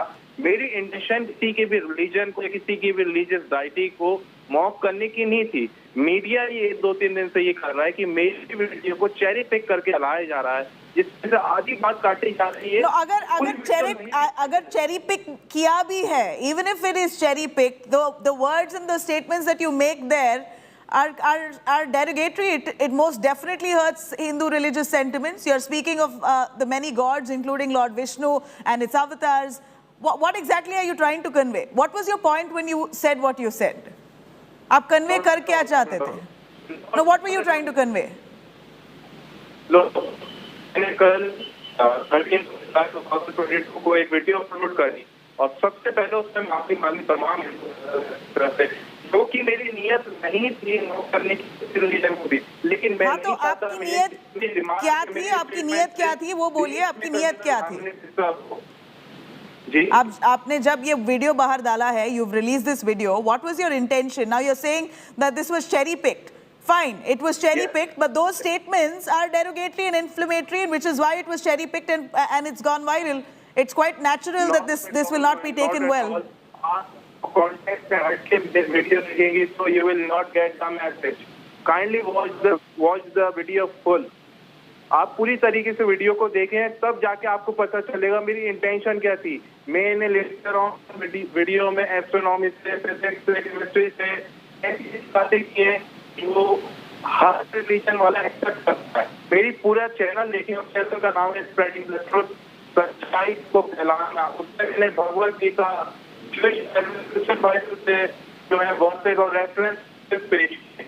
I am a student of comparative religion, तो आई नो कि भगवत गीता में क्या लिखा हुआ है, क्रिश्चियन बाइबल में क्या लिखा है, एक्शन बाइबल में क्या लिखा है, कुरान में क्या लिखा हुआ है।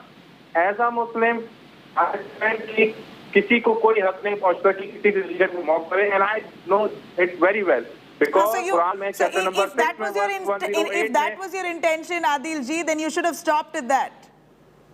if we can try and patch Adil, let me quickly cut across to once again what Adil exactly said. Since he says he was only trying to clarify that one must not insult another religion, he's even added, he's in fact applied his mind enough and more for him to now be in the dock. At this point, he's made comments criticizing, belittling Hindu gods. In fact, the Ajmer itself, the Dargah, has completely washed their hands off on what Adil Chishti has said. In fact, Nasiruddin, who's joining us, is he still with us? If he can go over to Nasiruddin. But before that, I'll cut across to what Adil said. He says that was not his intent. This was cherry-picked and placed. But even then, absolutely blasphemous. सवाल करना चाहता हूं नुपुर शर्मा से कि 333 करोड़ खुदाओं का existence फिर कैसे माना जाएगा, ये कैसे लॉजिकल है? According to Hindu mythology Vishnu ji के 10 अवतार हैं, 10 अवतार, उनमें से कुछ इनकारनेशन जानवरों वाले हैं और कुछ इनकारनेशन ऐसे हैं जो आधे इंसान और आधे जानवर हैं। तो प्लीज नुपुर शर्मा मुझे बताएं कि इस 10 अवतार ये क्या लॉजिकल है, ये प्रैक्टिकल है? हनुमान जी, उनका वजूद, उनका एग्जिस्टेंस कैसे साबित करेंगी आप? श्री गणेश जी, उनका एग्जिस्टेंस कैसे साबित करेंगी आप? All right, so he said what he said. If we can connect Adil Chishti back on the line, do we have him? All right, we're going to try and patch his audio there. But Adil Chishti, who's trying to explain himself, says that this was not his intent. He only was trying to explain why all religions, nation didn't come out well. Nasiruddin, you are with us. If you can, you heard what Adil said. He tried to justify his stance. He says, I was only trying to justify, or I was only trying to explain that you can't defame another religion, because I know very well all religions. I've read all holy books, and I was only trying to make a reference. Was that an explanation needed at this point when we're looking at inflammation across the country? People are so upset with what's going on with the environment today. ये बात सही है, मैंने उनका explanation सुना है और वो बता रहे हैं कुछ एकेडमिक उनका कुछ वीडियो उन्होंने बनाया था, उस पे है। देखिए, हम लोगों को एक चीज समझनी पड़ेगी, while we are making any video for uploading on the social media, we should take care about all the words which has been delivered from our tongue, our mouth, because once we have delivered any word, वो एक बार चला जाता है तो वापस नहीं आता है, और वो कितने लोगों के हर सेंटिमेंट्स को हर्ट करता है। We should respect the all religion, but academic हो चाहे कुछ भी हो, हमें इसको टेक केयर करना चाहिए कि हम इतना सेंसिटिव इशू ऑलरेडी चल रहा है, तो हमें इन सब चीजों को अवॉइड करना चाहिए। क्या जरूरत है अभी इस सब वीडियो को बनाने की या ऐसी बातें करने की? हाँ, अब इन्होंने माफी मांगी है, तो मेरा मानना यह है कि इस मैटर को जब माफी किसी ने मांग ली है, तो मैं तो जैसे मैंने सुना नहीं उनका माफीनामा अभी तक, और तो हमें देखना चाहिए किस कंटेस्ट में ये वीडियो बना है। मैं किसी को डिफेंड नहीं कर रहा हूँ, लॉ जो है वो अपना काम करे, कानून अपना काम करे, लेकिन हमें देश का माहौल को कैसे सुधारना है, and this is responsibility of media also. There are so many people coming out from your institute to make comments like this. That doesn't show well of your institute at all. It speaks of a platform where you have people making hate comments so brazenly. The message of the institution is very clear. The agenda, but why is that not conveyed to your own people? Very clear since last 800 years ago. हम लोग 800 साल से एक ही message देते हैं। And despite that, the son of Ajmer Dargah cleric, the son of Ajmer Dargah cleric, Adil Chishti, makes a comment like that, right? Despite you say that the agenda is very clear, this is for, the Dargah is for communal harmony, etc. Hindus come into the Dargah, all of that you've just said, but what is the point when your statement itself defeats that purpose? What Adil said, what you've said really does not show of religious tolerance. What you spoke was defamatory. It certainly hurt religious sentiments. Why should there be no arrest against you?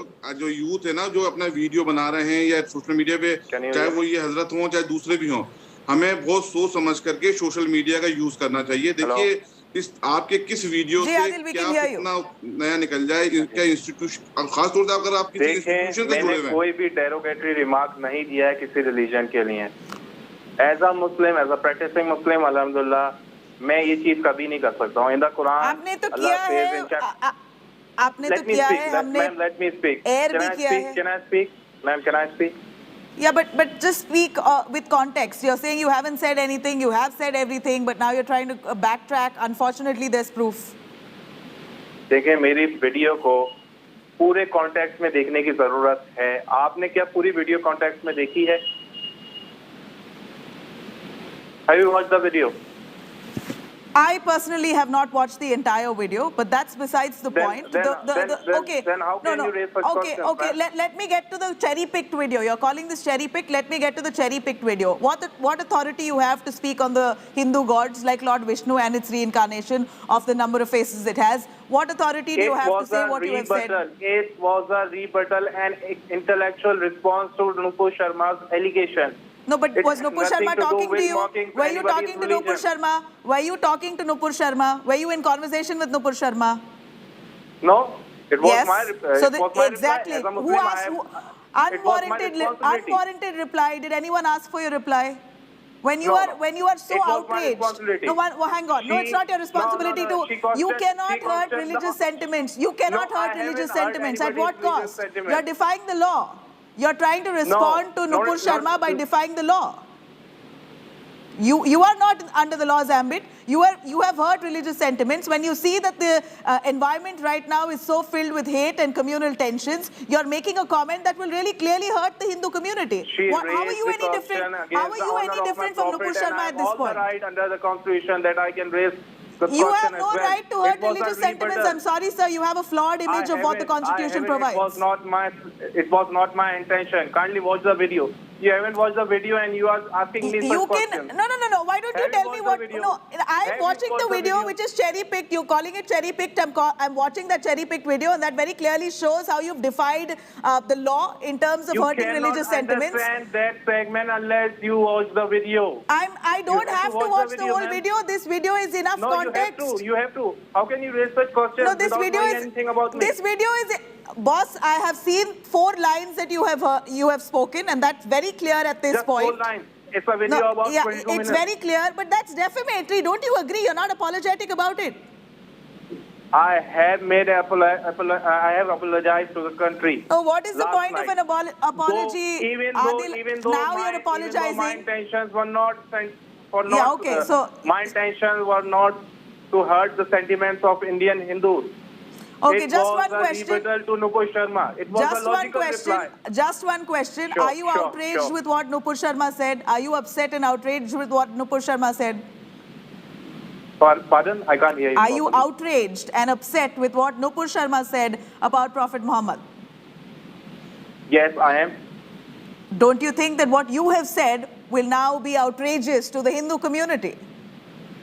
No, not at all, because it was a rebuttal. Again, I am saying it was a rebuttal. It was not merely to hurt the sentiments of Indian Hindus. The way you're speaking is like a murder for a murder. One person murders the other, you will also go murder in return. It was a logical interpretation. It was logical interpretation. Have you seen my channel? No, at this point, when we're looking at sentiments inflamed, it's highly defamatory. And I hope, and since you know that already, you've already apologized, but clearly doesn't seem like it's come with a true intention to apologize. But Adil, thank you very much for joining us and speaking to us. Nasiruddin, also appreciate your time on that. Thank you. Thank you. All right, on the other side of a short break, I'm going to take you through some of those images coming in from a Lucknow mall where we saw a video of a bunch of people praying namaz, offering namaz inside mall premises. Hindu groups now taking objection to this have pulled up the mall authorities. Mall authorities saying they don't know who these men are but will not allow this in the future. More details up next.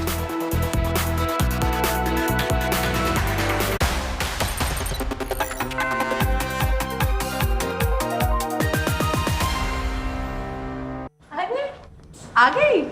कैसा रहा दिन? बहुत अच्छा। कोई video game cover करने गई थी ना? वीडियो गेम नहीं माँ, e-sports। E-sports? माँ, e-sports is just like any other competitive sport.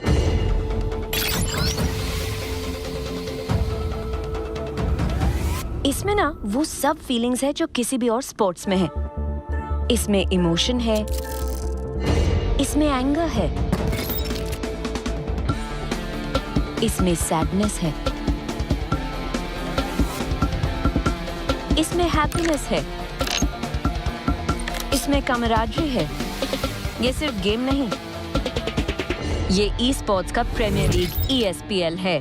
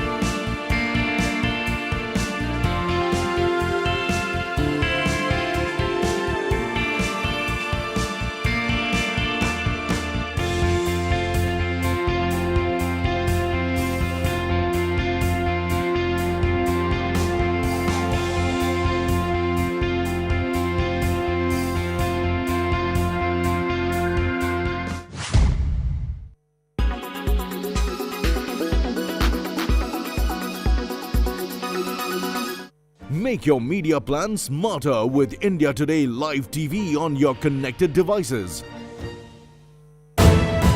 You are watching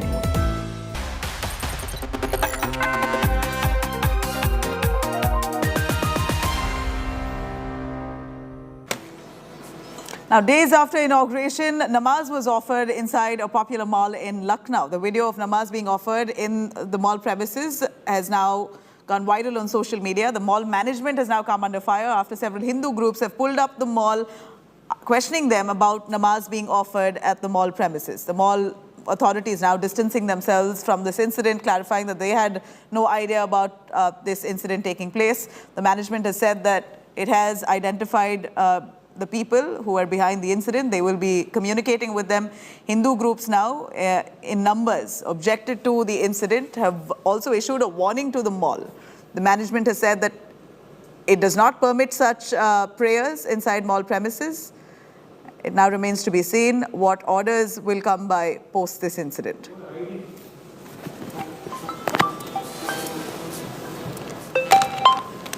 All right, now, Nikhil, a resident of Mysuru, has died during a kickboxing competition in Bengaluru. His father has alleged that there was no medical facilities provided by organizers, has blamed them for his son's death. In the video, Nikhil can be seen collapsing to the ground during the match that took place on 10th of July in Kengeri, Bengaluru. Legs up, legs up. Legs up.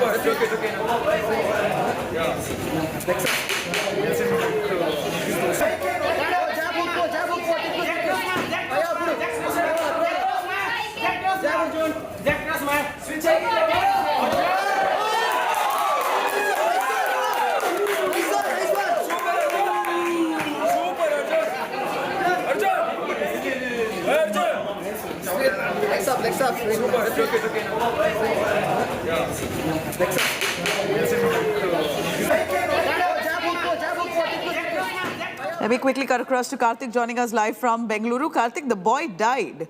Nikhil, who's a resident from Mysuru, he passed away after he was knocked at by his opponent. The boy's father alleges that that facility where the boxing competition was taking place had no medical help, and therefore there was no immediate medical help provided to the boy. Eventually, he's passed away. Have those authorities been pulled up? Is there a case that's been registered against them?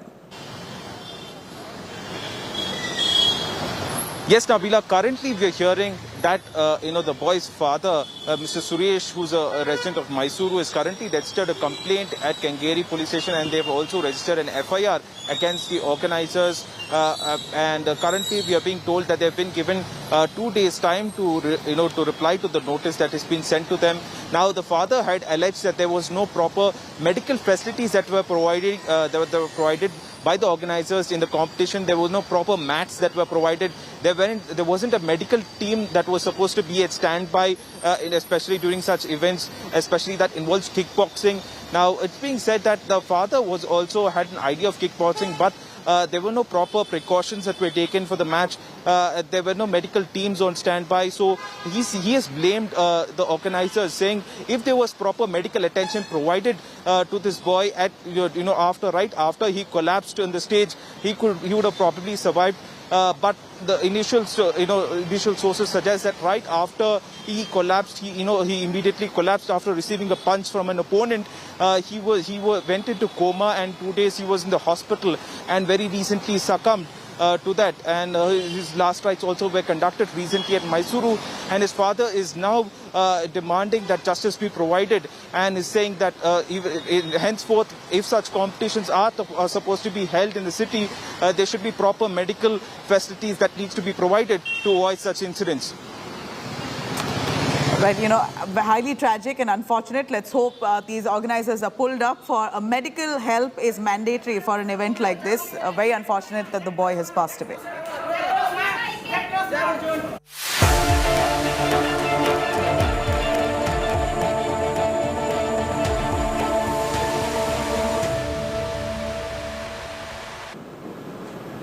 Now, ahead of monsoon session of the parliament, opposition is now targeting Modi Sarkar over new censor order. The Congress and the TMC has slammed the gag order on usage of certain words to be used in parliament, saying that all terms used by the opposition to describe the Modi dispensation here will now be considered as unparliamentary. Derek O'Brien has hit out at the Modi Sarkar, saying that the government can suspend him, but he will still continue to use those words.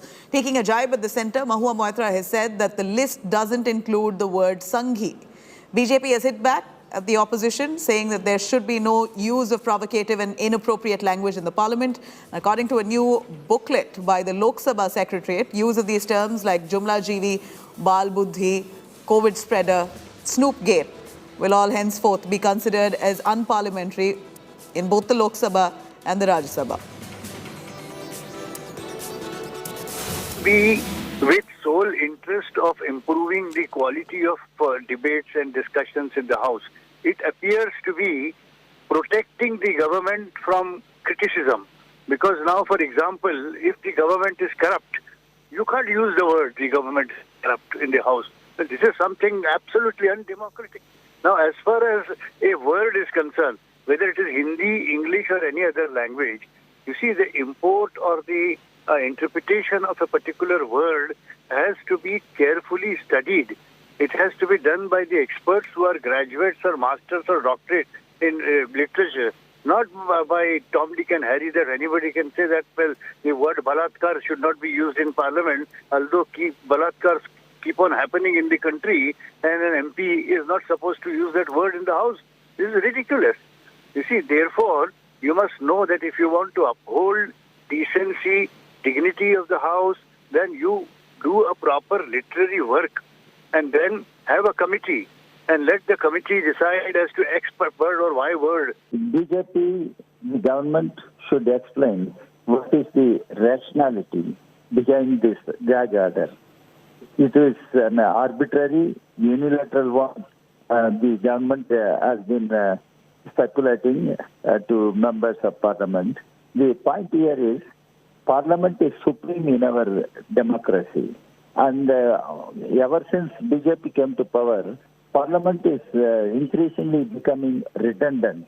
And by issuing such gag orders, they want to see Parliament to be different. And this cannot be accepted. After all, the words which are the betrayal, they say corruption, they say one should not use. Then what is that they expect members to speak in Parliament?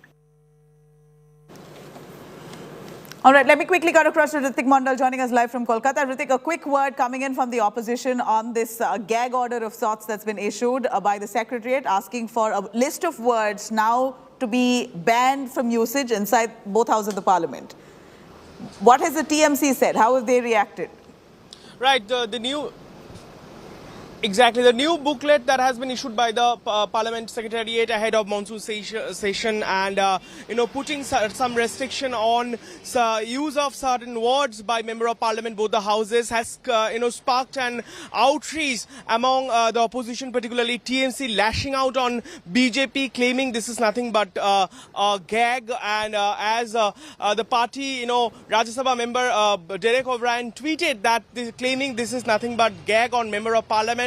He also said he will even use those words even after he got suspended. Let me also tell you that Moha Moitra, another Member of Parliament, also lashed out on BJP, claiming this is how BJP is trying to destroy the India. And as per the sources inside TMC is concerned, we have learned that they're gonna raise this issue inside and outside Parliament on this ahead of this Parliament monsoon session. It's going to be very stormy this time. Let me tell you what we are getting clue from this from Kolkata. And remember, this is nothing new. It was this kind of restriction also issued earlier also, but opposition primarily they are saying these are the words which often used by the oppositions to target the government which is at center. So this is a kind of a ban that the center is trying to to put in, and it clearly shows that this time this is going to be very stormy as per TMC is concerned. Back to you. Just stay with us, Ritik. I'm going to quickly cut across to Maushmi, also joining us more on that. Maushmi, how has the Congress reacted? Largely, we see that a bunch of words which usually we've heard the opposition members speak in Parliament while criticizing the Modi governments have now been knocked off from that list, calling them unparliamentary. How has the Congress reacted largely? So the Congress party, including Priyanka Gandhi Vadra, has slammed the government, accusing it of throttling the voice of the opposition. Let me tell you, Nabila, that this is an exercise that happens frequently, as stated in the booklet, that it is a compilation of words not only from the Lok Sabha and the Rajya Sabha, but also from state legislatures and Commonwealth parliaments across the world. So these words include words that have been spoken in assemblies as well. But if you look at the list of words, mostly that have been used in the Lok Sabha and the Rajya Sabha debates, they are words that are apparently used targeting the government. Words like bloodshed used in the Lok Sabha in the 10th in the 8th month, that is in August. Words like chamcha that have been used, chamchagiri that have been used, cheat is the word that has been used in Rajya Sabha debates. So lots of words from the Rajya Sabha. Conversion, state-sponsored conversion is also considered unparliamentary if you look at the list. And another Rajya Sabha debate is cited as saying state-sponsored religious conversion. So this would be the opposition attacking the government on the communal violence that had been happening last year. And corruption, in fact, is one of the sticking points as far as the debate is concerned.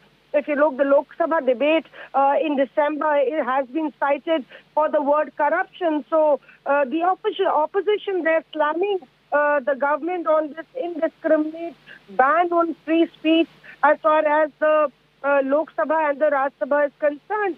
Even, crocodile tears, ghadiali asu, both Hindi and English, and it's got a list of Hindi and English words.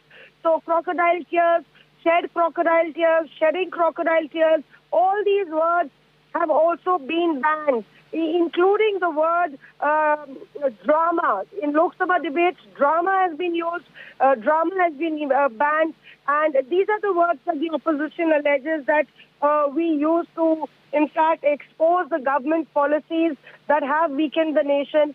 And not only the Congress party, it's the TMC and all the other opposition parties are up in arms against this list that has been sent to all the Lok Sabha members. It hasn't yet been uploaded in the Rajya Sabha, but it does include Lok Sabha and Rajya Sabha as well. Interestingly, if you look at it, incompetent ministers, incompetent people, officers have also been considered unparliamentary, even as the booklet says that some words, if you use it individually, would not be considered derogatory, Right. but when they are put in a context, they become unparliamentary and have been expunged. And that's why this list of expunged words that become unparliamentary in parliamentary language. Right. Thank you very much, Maushami, for joining us. A quick breaking news coming in. I'm cutting across. All right. Chief Minister M.K. Stalin of Tamil Nadu has been admitted at the Kaveri Hospital. The Kaveri Hospital has issued a statement that CM M.K. Stalin has been admitted to the hospital for investigation and observation on COVID-related symptoms. Stalin has tested positive for COVID-19 on the 12th of July. He is now admitted to the hospital. He had also on social media tweeted out about testing positive. Chief Minister was in home isolation until this morning. Today, he has been admitted to the hospital for investigation and observation, says the statement from Kaveri. In fact, the hospital, the statement very clearly says that he's currently under observation. That's the statement of the hospital. In fact, Tamil Nadu Chief Minister M.K. Stalin right now hospitalized. He is currently at the Kaveri Hospital. This, of course, has sent alarm bells, considering that he has tested positive for COVID-19 on the 12th of July. It's been a few days now. He was at home quarantine. Now has been rushed to Kaveri Hospital for COVID-related complications. That's what's believed. Let me quickly cut across to Akshaya joining us on the phone line. Akshaya, a quick word on the health update of Chief Minister M.K. Stalin. What's really happened? Well, Nabila, on the 12th of July, we had heard from M.K. Stalin through his social media account that he had tested positive for COVID-19. And soon after, he had also messaged that he was on self-isolation. And today, we are being told that early morning, M.K. Stalin had gone to the Kaveri Hospital to do a CT scan to understand how the situation of his COVID-related issue is. And soon after, we're being informed that doctors had advised him to get admitted for further observation and to also for the further investigation of how his condition is. But at this given point of time, we've been told by the doctors in Kaveri that he is stable, but he is showing classic symptoms of COVID. And this comes at a time when the state of Tamil Nadu has seen an increase in the number of COVID cases. More than 2,200 cases have been reported every day for the last several weeks now. And we've also seen the state government also advising people to take all measures, especially wearing masks and maintaining social distancing and sanitizing. Even when M.K. Stalin had tweeted out about his health condition, he had most certainly advised the people of the state to ensure that all of them wear masks and maintain social distancing. So at this point of time, Nabila, we get to understand that M.K. Stalin is being currently admitted to the Kaveri Hospital in Chennai. The press statement from Kaveri Hospital also reads that this is just for further investigation and observation of the Chief Minister's health, Nabila. You know, Akshaya, a little more on the developments as it comes. We believe that on the 12th, he was tested positive for COVID-19. He was at home quarantine. Any word from the family as well? And is there anything to worry at this point?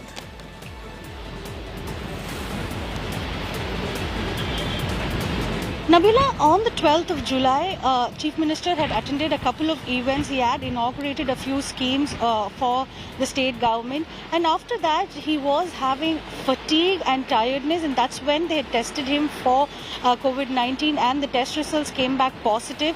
Soon after, he isolated himself at his residence and he had even announced it to the people of Tamil Nadu via his social media accounts that he has tested positive and he's on home isolation. And it also advised the people of the state state to ensure that all of them follow COVID appropriate behavior, because the cases are on rise. And today morning we are told that he had gone for a general CT scan, which is a norm which is being followed for all people with COVID-19. So when he went in for the CT scan, we've been told that the doctors had advised him to get admitted and to also continue the investigation and observation on his health condition. Right now we are being told that he is stable, and at the same time, Nabila, we need to remember that the family has not reacted on his current health condition, but we are being told that he is normal and there's nothing to worry at this given point of time. He's only been taken in to understand the condition of COVID, how the progression is, and so far only classic symptoms of COVID are being reflected, is what we've been told by officials, Nabila. Akshay, thank you very much for joining us with those details. We're obviously wishing him a speedy recovery.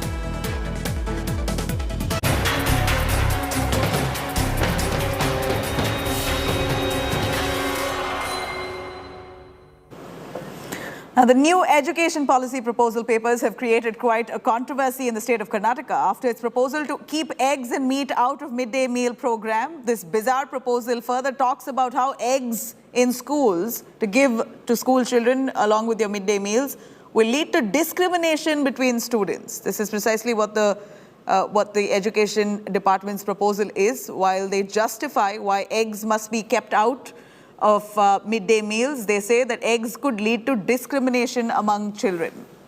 Curiously, the proposal says, given the small body frames of Indians and extra energy provided through cholesterol, regular consumption of eggs and meat can lead to lifestyle disorders. This is precisely what the report says, that eggs increases cholesterol. So let's keep eggs out of midday meals. Yeah, in fact, the proposal further talks about a lot of other issues. In fact, more importantly, this proposal there, speaking of how eggs would lead to discrimination among students, and also justifying that eggs eventually would lead to cholesterol and lifestyle disorders. The proposal, of course, here completely ignoring protein needs of growing children. That hasn't been mentioned at all, of protein content that children must be consuming on a regular basis. That has been fully skipped, but instead the proposal talks about how eggs would create discrimination among students. The panel further also discussing that textbooks in Karnataka now should also include topics on Hindu genocide. The reports earlier claimed that the NEP proposal had also questioned Pythagoras' theorem, thereby sparking a huge row. This is, of course, now come as great fodder for the Congress to slam the Bommai government in Karnataka. Karnataka MLA Rizwan Arshad has said whole education system today is being controlled by RSS ideologues, and the government wants to saffronize the education system.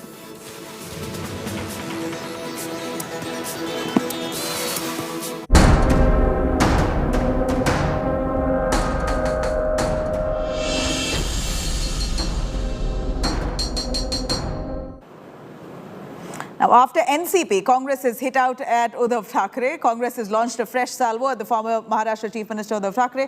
Congress leader Milind Deora written a letter to Eknath Shinde, the newly elected Chief Minister of Maharashtra, saying that the Sena harmed the Congress's interests. Deora accused Uddhav of betrayal, accusing him of going against Aghadi's interests and using delimitation of BMC wards using lottery. Remember, earlier NCP chief Sharad Pawar had also accused Uddhav of renaming Aurangabad and Sambhaji Nagar as Sambhaji Nagar, calling it not part of the Aghadi's agenda. So this is Milind Deora now taking a jibe at Uddhav Thackeray as he writes a letter to Eknath Shinde. We believe that the average Mumbaikar deserves their right to vote in a free and fair election. So we raised this issue when we were in power with MVA. It's on record. I had raised this issue, leader of opposition in the BMC had raised this issue, the party leaders had raised this issue, our leaders who were representing the Congress and the MVA government raised this issue. Unfortunately, Shiv Sena went ahead and took a decision unilaterally. So we will fight, we will struggle, we will ensure that we Mumbaikars get a free and fair election and that the wards are demarcated and reserved. in a free and transparent manner. याची आम्ही चर्चा करून निर्णय घेऊन त्या ठिकाणी मांडणी करावी अशी सूचना आमच्या पक्षाच्या वतीने झाली नव्हती. पण ही गोष्ट आम्हाला मान्य करावं लागेल.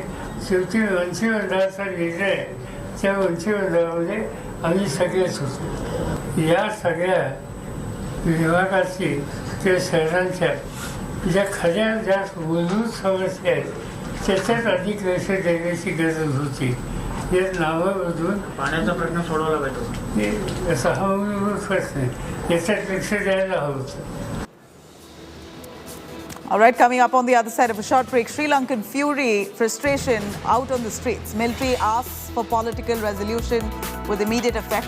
Gotabaya Rajapaksa waits for a private jet to depart from Maldives, possibly to arrive into Singapore, after which a resignation is likely.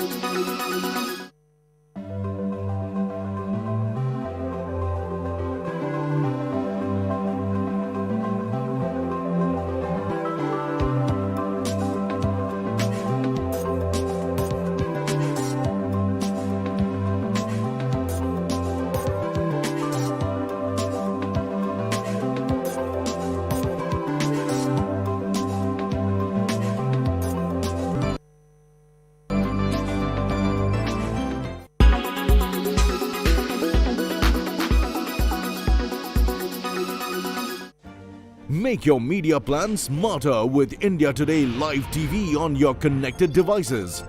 Amplify your brand with 100 million smart internet viewers. To advertise, mail us at sales@aajtak.com.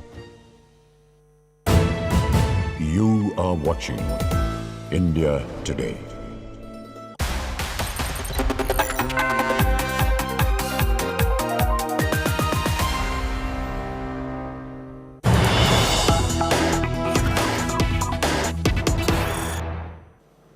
All right, here's some big breaking news coming in.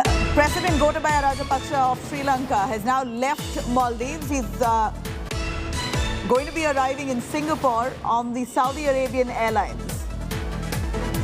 He's expected to announce his resignation once he arrives into Singapore. This is the latest piece of information that we get of Gotabaya Rajapaksa, Sri Lankan president, who's now said to have left Maldives for Singapore on Saudi Arabian Airlines Saudia. He is expected to announce his resignation soon after he arrives into Singapore. Let me cut across to Ashutosh. Ashutosh, we see that Gotabaya Rajapaksa, clearly they're using his powers of immunity, considering he's still very much the president of Sri Lanka. He's using his powers to move about from one country to another. From Maldives now to Singapore. He will arrive into Singapore and then tender his resignation. What exactly is his intention? Well, for that, he really had to negotiate a lot even before departing to Mali. Put out a condition that unless a safe passage for him and the family is given, he will not resign. And that perhaps where the all parties came into consensus, and then the Ministry of Defence issued him a AN-32 plane following the protocol, and then he landed to Maldives. From Maldives, again, he had to work out really a lot.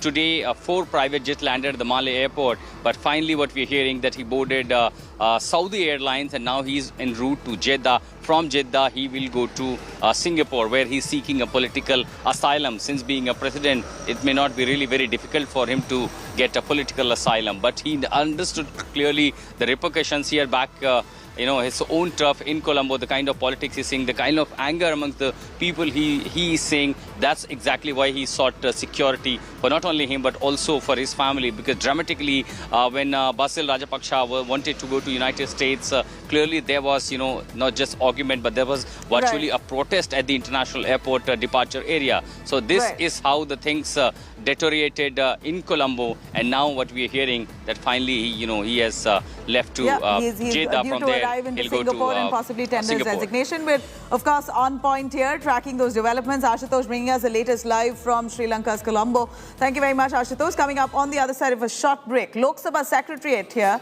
has banned the usage of words like jumlajeevi, khalistani, corrupt, and many others. calling all of these words as unparliamentary. The opposition, of course, now slamming the move, calling this censorship by the Modi government. More details up next. Stay with us.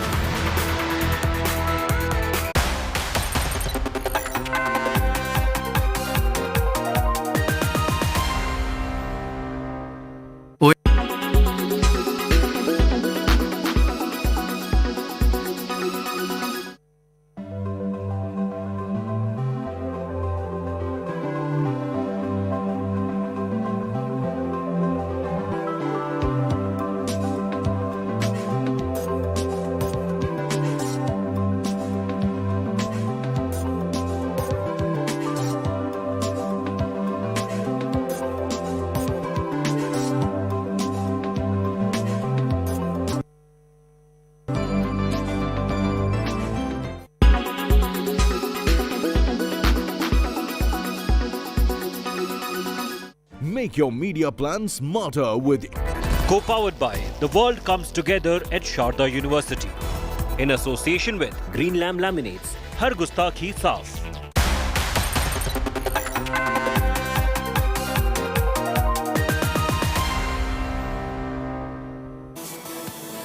You're watching India Today. I'm Nabila Jamal taking you through the top news. First, the headlines. Lok Sabha Secretariat now bans the usage of words like jumlajeevi, khalistani, corrupt, and many other words that have been listed out, calling them unparliamentary. Opposition now slamming this move, calling it Modi's way to censor. Bihar cops uncover plot to target Prime Minister Modi during his July 12th Patna visit. The module planned to make India an Islamic nation by 2047. 2 arrested, PFI pamphlets recovered. Lucknow Mall in the eye of a storm after a video of people praying namaz inside the mall premises goes viral. Hindu groups now objecting to this pull up mall authorities. After Pythagoras Rao, explosive midday meal Nataka in Karnataka, education panel in Karnataka now says that a ban on eggs and meat is must because providing eggs could discriminate among children. Sri Lankan fury and frustration out on the streets as military asks for political resolution. Gotabaya Rajapaksa now flees to Singapore from Maldives. BCCI President Saurav Ganguly backs out of form of Virat Kohli, says the former Indian captain has the ability and quality, needs to find his way back. Yes, he's had a tough time and he knows that. He's been a great player himself, so he knows himself by his own standards it has not been good, and I see him coming back and doing well.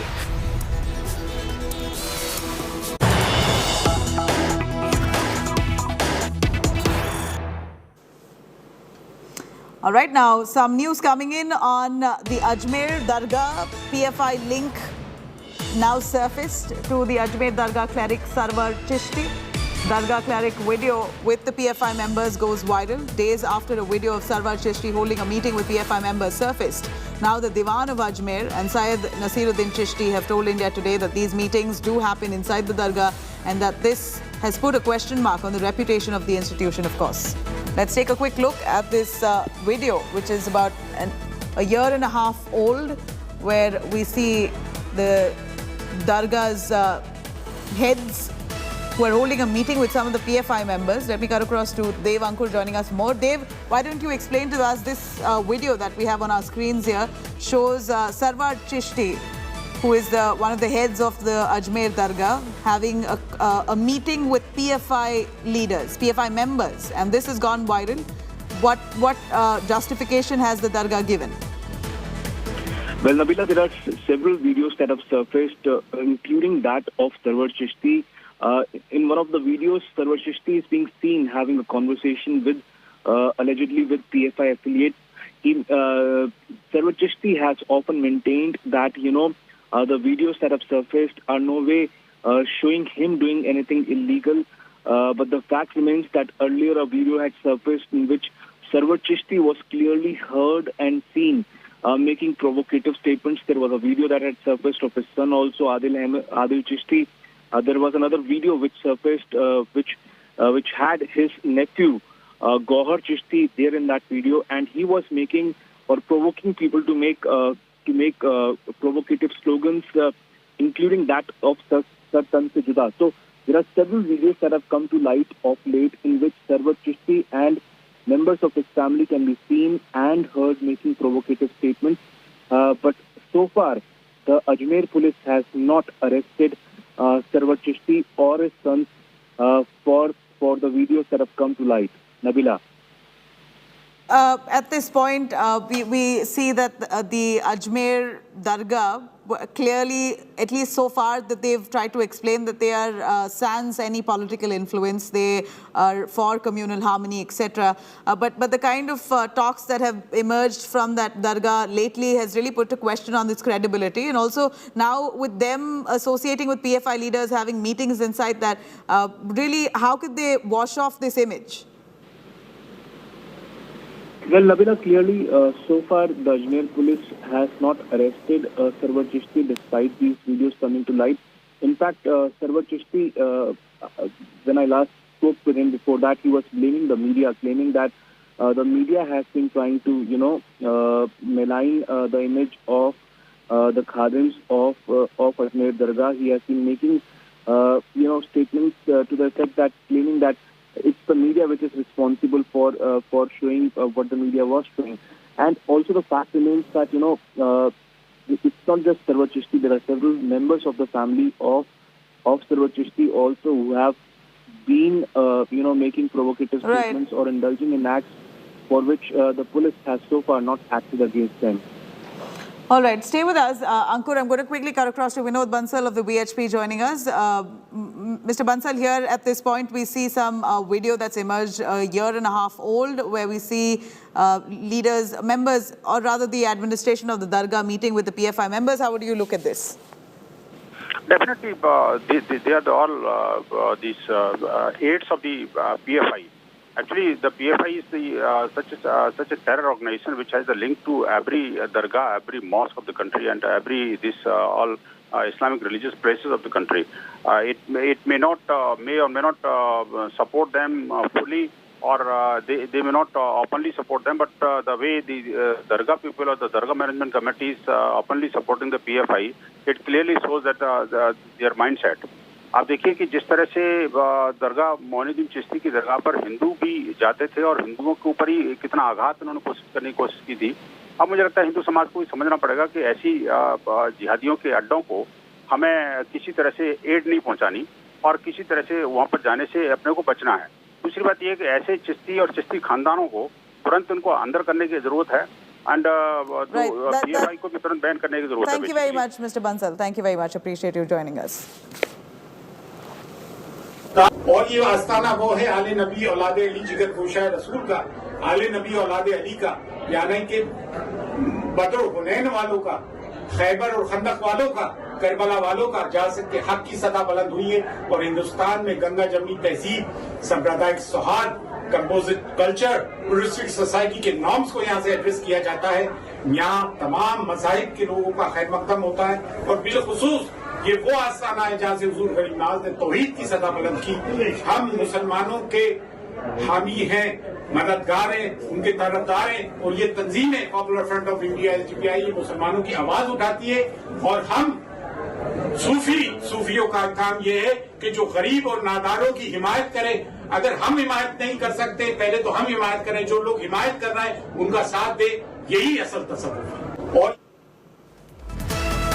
All right, there you have it. PFI, remember, again, is an organization which the NIA has deemed as a hate outfit. But so far, there has been no ban on the PFI. It's still viewed as a political outfit. Of course, its credibility is in question, but there's no ban on the PFI yet. But at this point, with the Ajmer Dargah, as it claims to be non-political, despite that, is trying to defend the PFI at this point, clearly raises a lot of questions. Dev Ankur joining us for more. Dev, the VHP leader who joined us on the phone line says things like jihadi ka adda, a very harsh statement to say. We know that the Ajmer Dargah has been reputed all along, but now with their association with PFI, etc., really puts a question on its credibility and its political views. Well, Nabila, the kind of videos that have surfaced, India Today would not take a call on whether it has been a place where anti-social or activities which should not be taking over there are actually taking over there or not. It's not India Today's job to do that, but clearly the police has not performed its duty in ensuring that the kind of slogans that have emanated from allegedly the Ajmer Dargah premises did not do so. And it's also a matter of fact that it's not just Sarwar Chishti. There are members of the family of Sarwar Chishti who have also been allegedly making provocative statements, including his son Adil Chishti and his nephew Govt Chishti. In fact, Govt Chishti, has been absconding after the video that had such the comments in that went viral, and also his son Nabila. Importantly, Adil Chishti was also heard allegedly making statements which can be interpreted as mocking Hindu gods. So the fact remains that even though Sarwar Chishti claims that he is for peace or that peace should prevail between communities, there are videos after videos in which needs to be investigated by the police, and also question Sarwar Chishti as to how is it that these videos that have emanated have members of the Chishti family in them. I was speaking with Sarwar Chishti some time back. He claimed that the media had been cherry-picking or claiming that the videos had been put out of context. But the fact remains, if you look at the timeline, Nabila, you will get to know that, after the video that surfaced of Govt Chishti, which had him provoking people to make that Sanse Juda slogans, thereafter, the killing of Kanhaiya Lal in Udaipur took place. Now, whether Mohammad Riaz Atari and Ghaus Mohammed got radicalized or got provoked to kill Kanhaiya Lal after that video came to light is something which the investigation agencies need to look at. But the fact remains that there have been several videos which allegedly have been made in Ajmer and have the involvement of the Khadims, which clearly show that perhaps the roles or the alleged roles of these people need to be looked at and investigated by the Rajasthan police. Nabila. Absolutely. Well, thanks very much, Dev, for joining us on that. Let me quickly cut across to the multiple statements that have come in that have not gone down well. Chistis and Khadims of Ajmer Dargah. Quite a lot has spoken about Hindus. In fact, in the latest, as the streak continues, we see Syed Adil Chishti, son of Sarwar Chishti, has mocked Hindu gods, ridiculed Hindu gods. In fact, in a controversial remark, Adil Chishti has mocked the incarnation of Lord Vishnu, calling it illogical. He's also mocked Lord Hanuman, saying that it's quite bizarre that there's incarnation of gods in the form of animals. BJP and Vishwa Hindu Parishad on Wednesday has condemned the incident, demanded that Rajasthan government arrest him immediately. Adil Chishti's father, Sarwar Chishti, who defended his son's comments, is in fact not behind making these provocative remarks. A few days ago, he said that there will be a movement in India so aggressive that the whole Hindustan will be alert.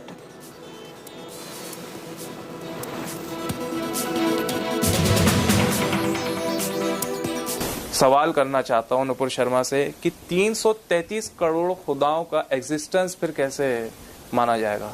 ये कैसे logical है? According to Hindu mythology, Vishnu ji के 10 अवतार हैं, 10 अवतार। उनमें से कुछ इनकारनेशन जानवरों वाले हैं और कुछ इनकारनेशन ऐसे हैं जो आधे इंसान और आधे जानवर हैं।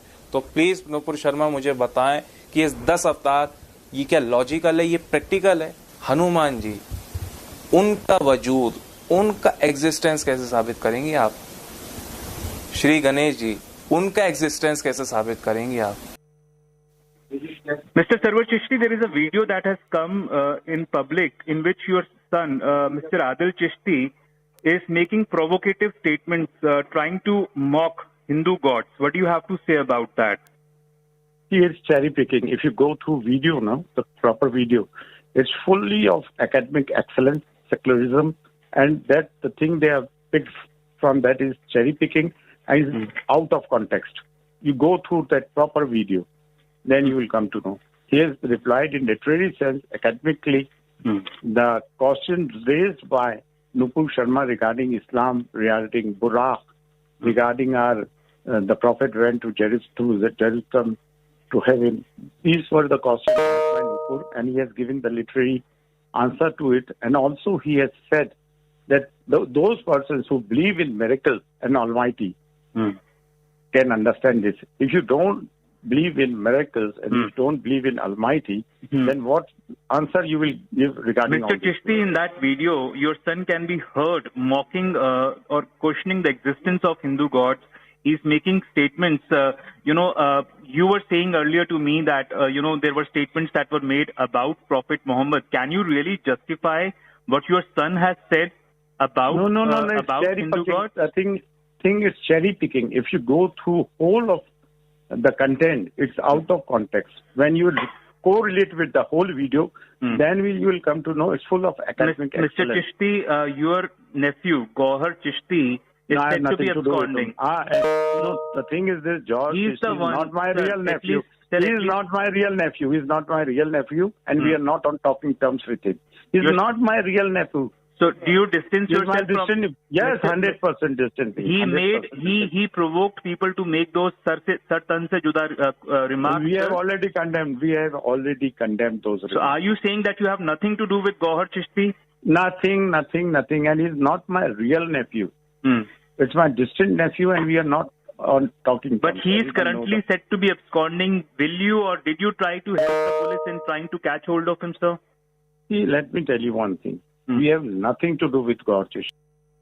In fact, Sarwar Chishti's son, Adil Chishti, I spoke to him just a little while ago as he's now stoked quite some sentiments as he makes those comments. Let's take a quick listen exactly what he said in justification when I asked him about what prompted him to make such insensitive remarks.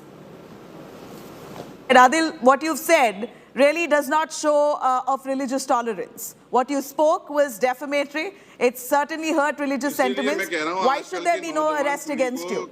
जो youth है ना जो अपना video बना रहे हैं या social media पे चाहे वो ये हजरत हों चाहे दूसरे भी हों हमें बहुत सोच समझ करके सोशल मीडिया का यूज करना चाहिए देखिए इस आपके किस वीडियो से क्या कितना नया निकल जाए क्या इंस्टीट्यूशन खास तौर से अगर आप किसी इंस्टीट्यूशन से जुड़े हुए हैं कोई भी डेरोगेटरी रिमार्क नहीं दिया है किसी रिलीजन के लिए as a Muslim as a practising Muslim अल्हम्दुलिल्लाह मैं ये चीज कभी नहीं कर सकता हूँ इन द कुरान आपने तो किया है आपने तो किया है हमने लेट मी स्पीक एयर भी किया है can I speak ma'am can I speak Yeah, but just speak with context. You're saying you haven't said anything, you have said everything, but now you're trying to backtrack. Unfortunately, there's proof.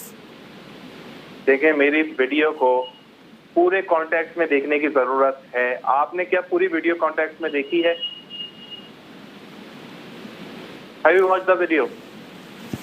I personally have not watched the entire video, but that's besides the point. Then how can you raise such questions? Okay. Let me get to the cherry-picked video. You're calling this cherry-picked. Let me get to the cherry-picked video. What authority you have to speak on the Hindu gods like Lord Vishnu and its reincarnation of the number of faces it has? What authority do you have to say what you have said? It was a rebuttal and intellectual response to Nupur Sharma's allegation. No, but was Nupur Sharma talking to you?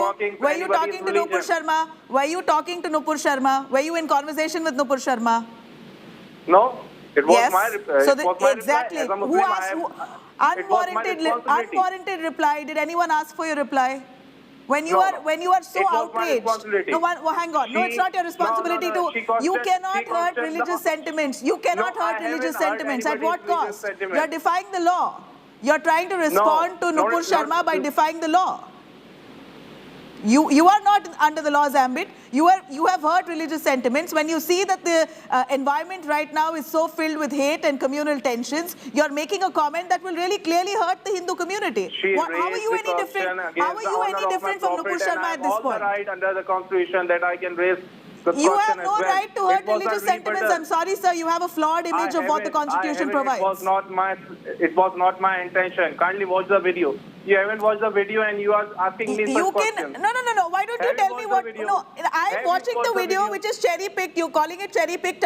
I'm watching that cherry-picked video and that very clearly shows how you've defied the law in terms of hurting religious sentiments. You cannot understand that segment unless you watch the video. I don't have to watch the whole video. This video is enough context. You have to. How can you raise such questions without knowing anything about me? This video is... Boss, I have seen 4 lines that you have spoken, and that's very clear at this point. Just 4 lines. It's a video about 22 minutes. It's very clear, but that's defamatory. Don't you agree? You're not apologetic about it. I have made I have apologized to the country. Oh, what is the point night. of an apology? Even though now you're apologizing. My intentions were not so my intentions were not to hurt the sentiments of Indian Hindus. Okay, it just was one question. Rebuttal to Nupur Sharma. It was just a logical one question. reply. Just one question. Sure, Are you outraged with what Nupur Sharma said? Are you upset and outraged with what Nupur Sharma said? Pardon? I can't hear you. Are you outraged and upset with what Nupur Sharma said about Prophet Muhammad? Yes, I am. Don't you think that what you have said will now be outrageous to the Hindu community? No, not at all, because it was a rebuttal. Again, I am saying it was a rebuttal. It was not merely to hurt the sentiments of Indian Hindus. The way you're speaking is like a murder for a murder. One person murders the other, you will also go murder in return. It was a logical interpretation. It was logical interpretation. Have you seen my channel? No, at this point, when we're looking at sentiments inflamed, it's highly defamatory. And I hope, and since you know that already, you've already apologized, but clearly doesn't seem like it's come with a true intention to apologize. But Adil, thank you very much for joining us and speaking.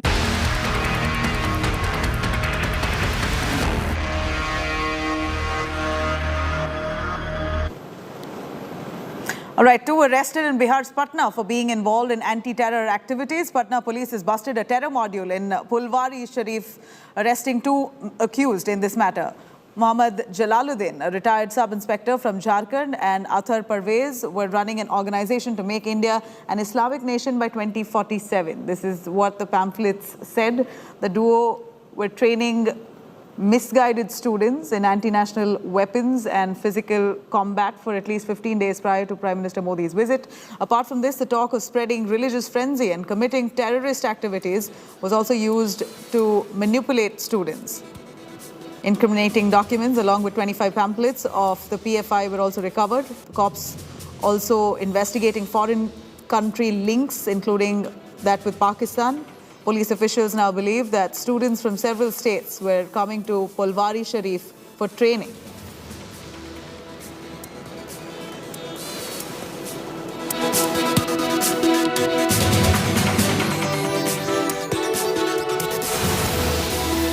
इनके द्वारा PFI और SDPI की आड़ में राष्ट्र विरोधी और समुदाय विरोधी कार्य किया जा रहा था और इनका मकसद था 2047 तक भारत को एक इस्लामिक राष्ट्र बनाना और इसके लिए इस्लाम के लोगों को रेडिकलाइज करके और अस्त्र शस्त्र का प्रशिक्षण दे करके तैयार करना। 6 और 7 को इन लोगों ने मार्शल आर्ट के नाम पर ये आर्म्स की ट्रेनिंग यहाँ कराई है। उसी बिल्डिंग में इनके साथ बहुत सारे लोग हैं जो बिहार, केरला, तमिलनाडु और वेस्ट बंगाल से चरमपंथी हैं। It is a very serious matter, especially when the terrorists are trying to target the Honorable Prime Minister of the country. And the reason is very clear that since the time Shri Narendra Modi ji has taken charge, he has cracked down on the terrorists. This government has a zero tolerance policy on terrorism. And it is our goal to eradicate terrorism from the country, and therefore he is being targeted. But commendable work has been done by the Bihar police. And in future also, any person who tries to jeopardize national security or target the dignitaries of the country to spread fear and terrorism will not be spared, and law will take its own course and punish them. Got across to Rohit Singh joining us live from Patna. Rohit, a quick word on this module where a bunch of these men who have been arrested say that they wanted to turn India into an Islamic state by 2047. That was their agenda. They were even training youths towards that. Do tell us more on what really was their plan.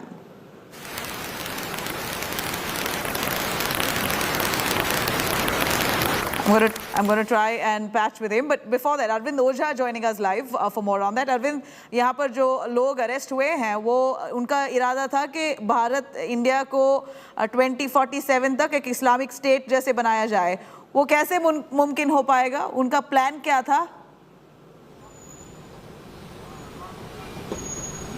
देखिए नबीला, ये document recover हुआ है जो 2 accused वो जो 2 accused arrest हुए उनके पास ये डॉक्यूमेंट रिकवर हुआ है जो इन्वेस्टिगेशन का पार्ट है। इन्वेस्टिगेशन उस पर की जा रही है। उसमें बाकायदा लिखा हुआ है कि 2047 तक जो इस्लामिक रूल्स है वो इंडिया में अप्लाई करना है, उसको इंडिया को इस्लामिक स्टेट बनाना है। उसमें काफी वो चीजें लिखी हुई हैं कि क्या क्या करना है, किस तरह से प्लानिंग है। ये डॉक्यूमेंट रिकवर हुआ। उसके अलावा ये जो 2 अक्यूज्ड अरेस्ट हुए इनका सिमी से कनेक्शन वो सामने आया। और उसके अलावा इन्वेस्टिगेशन में ये भी सामने आई है कि जो फुलवारी शरीफ का इलाका है वहाँ कई अलग अलग स्टेट से इंक्लूडिंग केरला लोग आते थे, जहां पर जो स्वॉर्ड, जो तलवार है, चाकू, ये चलाने की ट्रेनिंग दी जाती थी। तो आईबी ने इनपुट दिया था, जिसके बाद बिहार पुलिस वहां पर गई। दोनों Arvind Ojajis, do stay with us. I'm going to quickly cut across to some breaking news coming in. We have some reactions coming in on the parliamentary language war.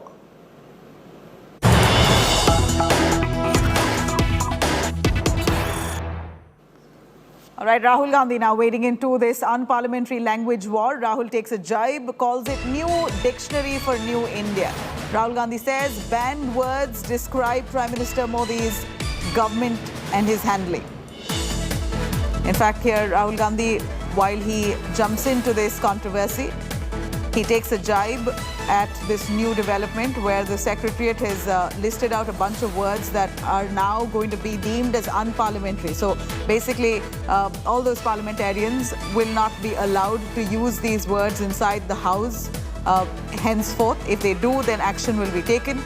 Now, Rahul Gandhi comes forward taking a jibe at this new move, calling it the new dictionary for India by the Modi government. He says this is a new dictionary for India. Banned words describe Prime Minister's government and his handling.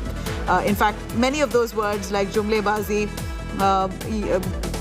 jumlajeevi, in fact, a bunch of words that were listed out by the Secretariat, which also has words like corrupt, that should not be used by parliamentarians in the House, be it the Rajya Sabha or the Lok Sabha. Parliamentarians will not be allowed to use such words.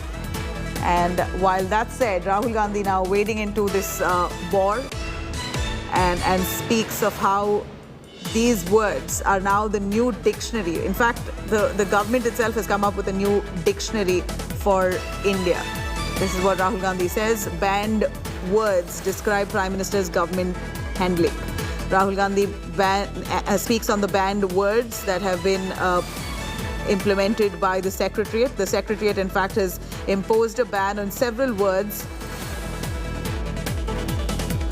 which the opposition believes is nothing but a gag order or trying to muzzle the voice of the opposition. Many of those words that are banned, according to the opposition, are generally used for describing the Modi government. That's precisely what they've said. Jumlajeevi is one of those words that has been banned. A bunch of other words. These are words that are banned in the parliament now. So the Rajya Sabha chairman and the Lok Sabha speaker will have the last word to really expunge the list of these words and expressions. But here already the Secretariat now coming out with a list of words, and those include jumlajeevi, baal, buddhi, COVID spreader, Snoopgate, corrupt, betrayed, drama, abused, ashamed. These are words that will not be allowed to use in the parliament. Now, of course, opposition jumping at the Modi Sarkar. We're seeing Rahul Gandhi now saying that this is the new dictionary for India by the Modi government.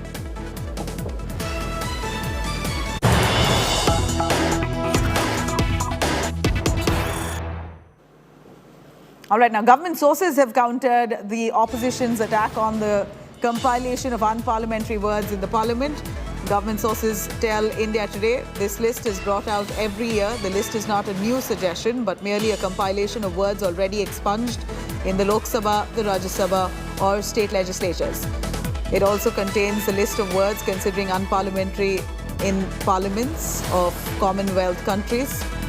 In fact, these are words, according to the government sources, that have already been banned across various parts of the world, and only to ensure order and civil conversation inside the parliament, these words have been banned. For example, abused was considered unparliamentary in Australia's House of Representatives. Childishness was considered unparliamentary in Quebec's National Assembly. Most of these words were considered unparliamentary even during the UPA government. The booklet is mere compilation of words, not suggestions or an order. This is what a reaction has come in from government sources saying that this is a regular yearly affair, an annual affair where a bunch of words are listed out to be deemed as unparliamentary. And many other countries, many Commonwealth countries also impose similar rule within their houses, their parliament sessions, so that conversation and discussions can be more civil. And now at this point we see that India's opposition parties, including the Congress, the TMC, condemning this vehemently, saying that all the words that have been banned, like for example, jumlajeevi, baal, buddhi, COVID spreader, Snoopgate, ashamed, abused, betrayed, corrupt, drama, hypocrisy, incompetent. These are words that the government now has imposed a ban on inside the parliament. So these words, the opposition says, are used to describe the Modi government. So therefore, these words have been banned. Anything that describes the Modi Sarkar has been muscled. This is the opposition's reaction on this, but now we hear that government and its sources reacting to all this, the condemnation coming in the way by the opposition parties. Government sources have told India Today that the list of these words are usually brought out every year. In fact, it's not surprising or a new policy or an order. This is in fact a yearly affair. This list is not a new suggestion, but merely a compilation of words already expunged in the Lok Sabha, Rajya Sabha or state legislatures. It also contains list of words considered as unparliamentary in parliaments of Commonwealth nations.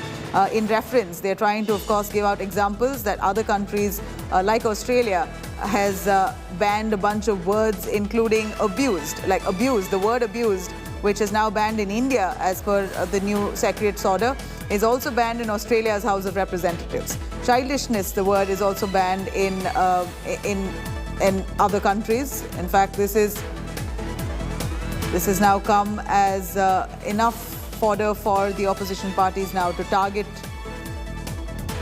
the Modi government.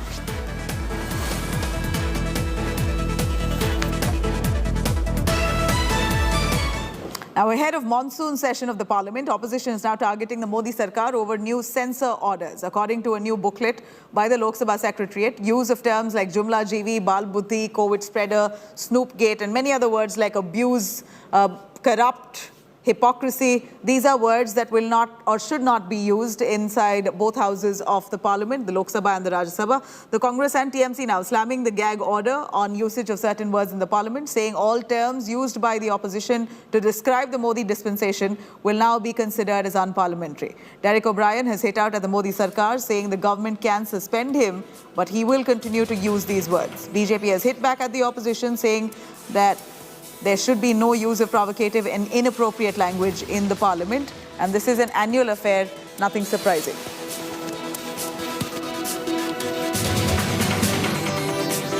आप unparliamentary words की बात कर रहे हैं।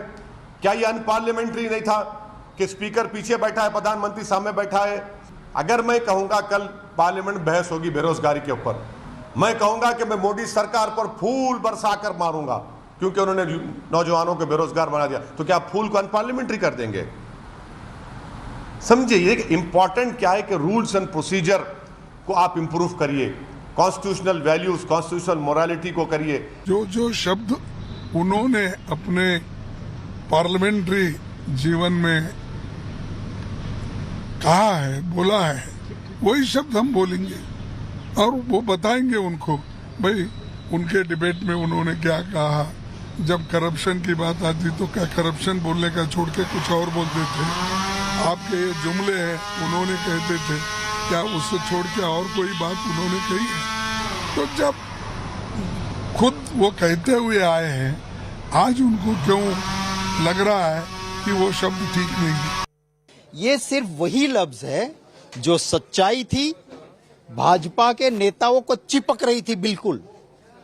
तो अगर सच्चाई किसी को चिपक रही है और वो झूठ कर रहे हैं, वो पर्दाफाश हो रहा है, तो उसको अनपार्लियामेंट्री कर दो।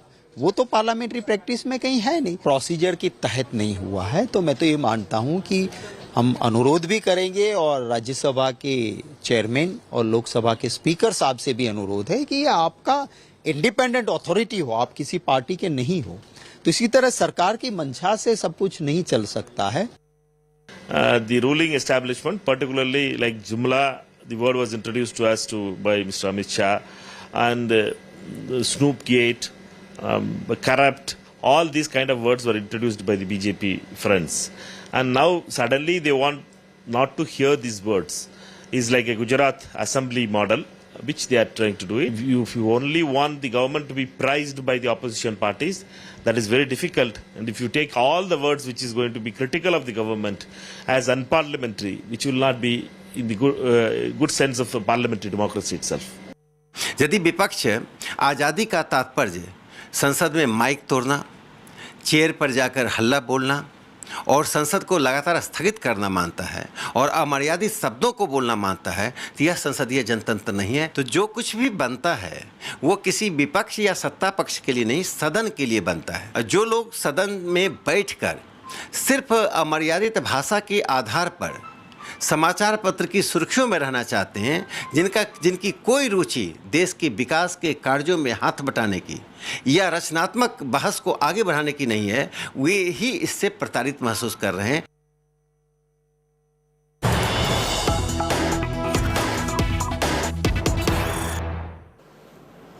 All right, now as we see that the government has reacted, the government sources have now countered the opposition attack on the compilation of unparliamentary words in the parliament. Government sources tell India Today this list is brought out every year. The list is not a new suggestion but merely a compilation of words already expunged in the Lok Sabha, Rajya Sabha or state legislatures. It also contains a list of words considered as unparliamentary in parliaments of Commonwealth nations. Let me quickly cut across to Supriya, joining us for a little more. Supriya, a quick word on this new booklet that the Secretariat has put out, listing out all those words that now will be considered as unparliamentary. It will not be allowed to be used inside and action will be taken against those who use it. How has the opposition reacted? Well, before the monsoon session, the stormy scenes can be witnessed in the park corridors of Delhi. One thing is for sure, that Congress as well as the other opposition parties is going to attack the government on this very issue also. What we are hearing from the sources is that all the opposition parties are saying that they will continue using these words and they will actually put in an appeal to the government as well as the Lok Sabha and the Rajya Sabha Secretariat that these words should be allowed to say because these are being used in normal practice. Now, Rahul Gandhi, Congress's senior leader as well as Member of Parliament from Wayanad, has tweeted just now and said that this is a new dictionary for New India, where he's saying that all these words, and I quote him, is used in discussion and debates which correctly describe the Prime Minister's handling of the government, now banned from being spoken. For example, an unparliamentary sentence will go like this: jumlajeevi Tanashah shed crocodile tears when his lies and incompetence were exposed. Now, there are words which have been expunged, which were being told that these are the words in the new listing which has come from the Lok Sabha, and Rahul Gandhi is, in this tweet of his, is referring to that very matter. The Congress party has already said categorically that they will continue using these words. We have seen as to how TMC has also said that these are just normal things to describe, to use, which is used in day-to-day affairs to describe and handling of the government. This is what all the entire opposition is saying. One thing is for sure, that as far as this matter is concerned, we will be witnessing stormy scenes when monsoon session starts next week onwards.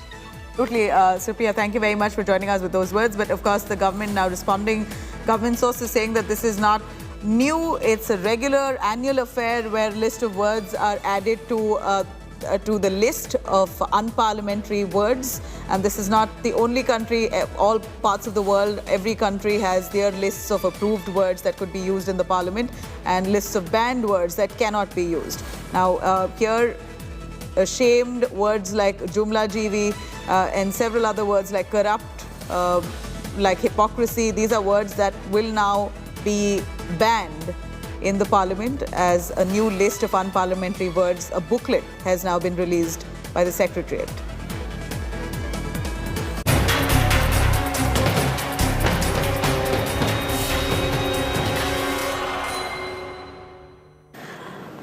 Now, the new education policy proposal papers that has been submitted in Karnataka has created quite a controversy. In fact, after its proposal to keep eggs and meat out of midday meal program, the bizarre proposal further says that serving eggs to children in midday meals will lead to discrimination among students.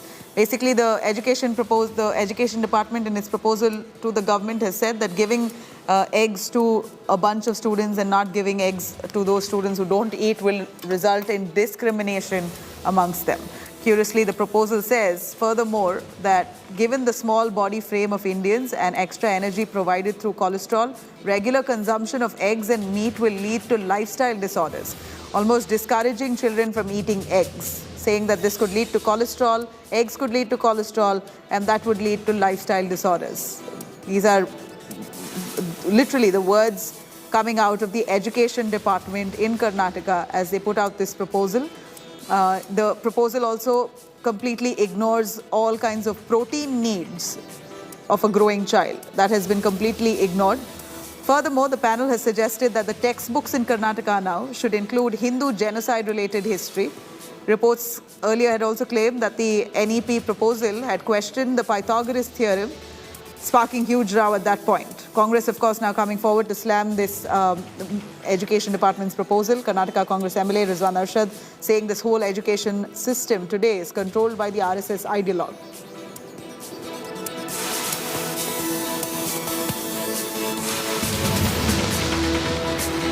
All right, coming up on the other side of a short break, amid the fury and frustration on Sri Lankan streets, Gotabaya Rajapaksa, the embattled president, flies to Singapore from Maldives. He now will be tendering his resignation from Singapore. More details up next.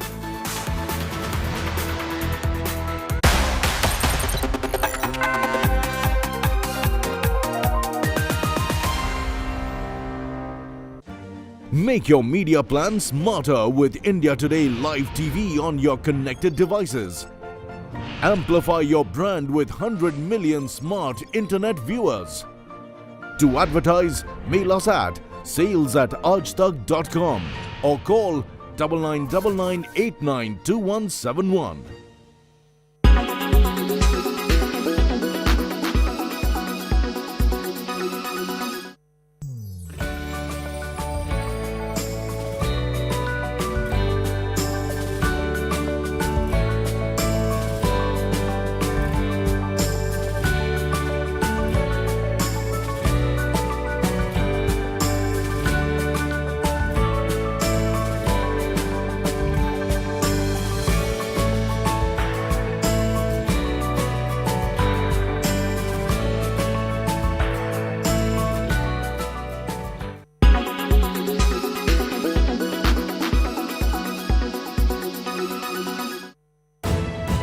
You are watching India Today.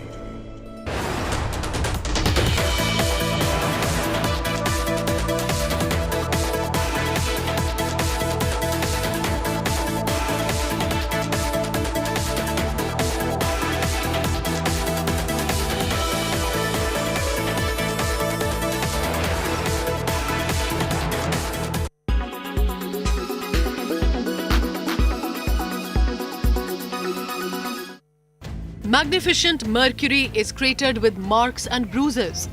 The planet was never seen this closely before. A European-Japanese spacecraft, Bepi Colombo, has recently captured images of Mercury for at least 40 minutes from a distance of 800 kilometers.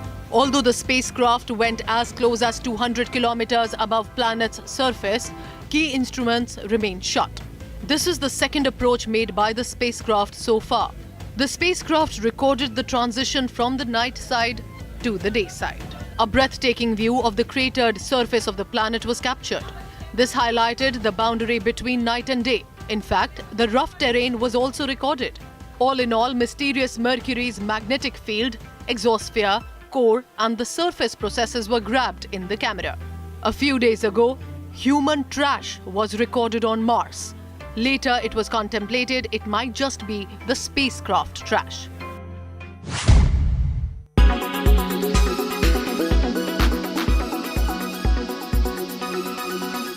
Make your media plan smarter with India Today Live TV on your connected devices.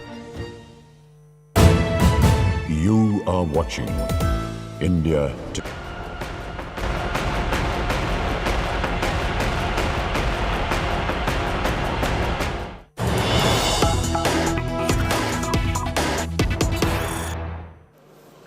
All right, some big update coming in from Sri Lanka. Sri Lankan President Gotabaya Rajapaksa has boarded a Saudi Airlines plane today that will take him to Singapore and then to Jeddah in Saudi Arabia. These are reports that are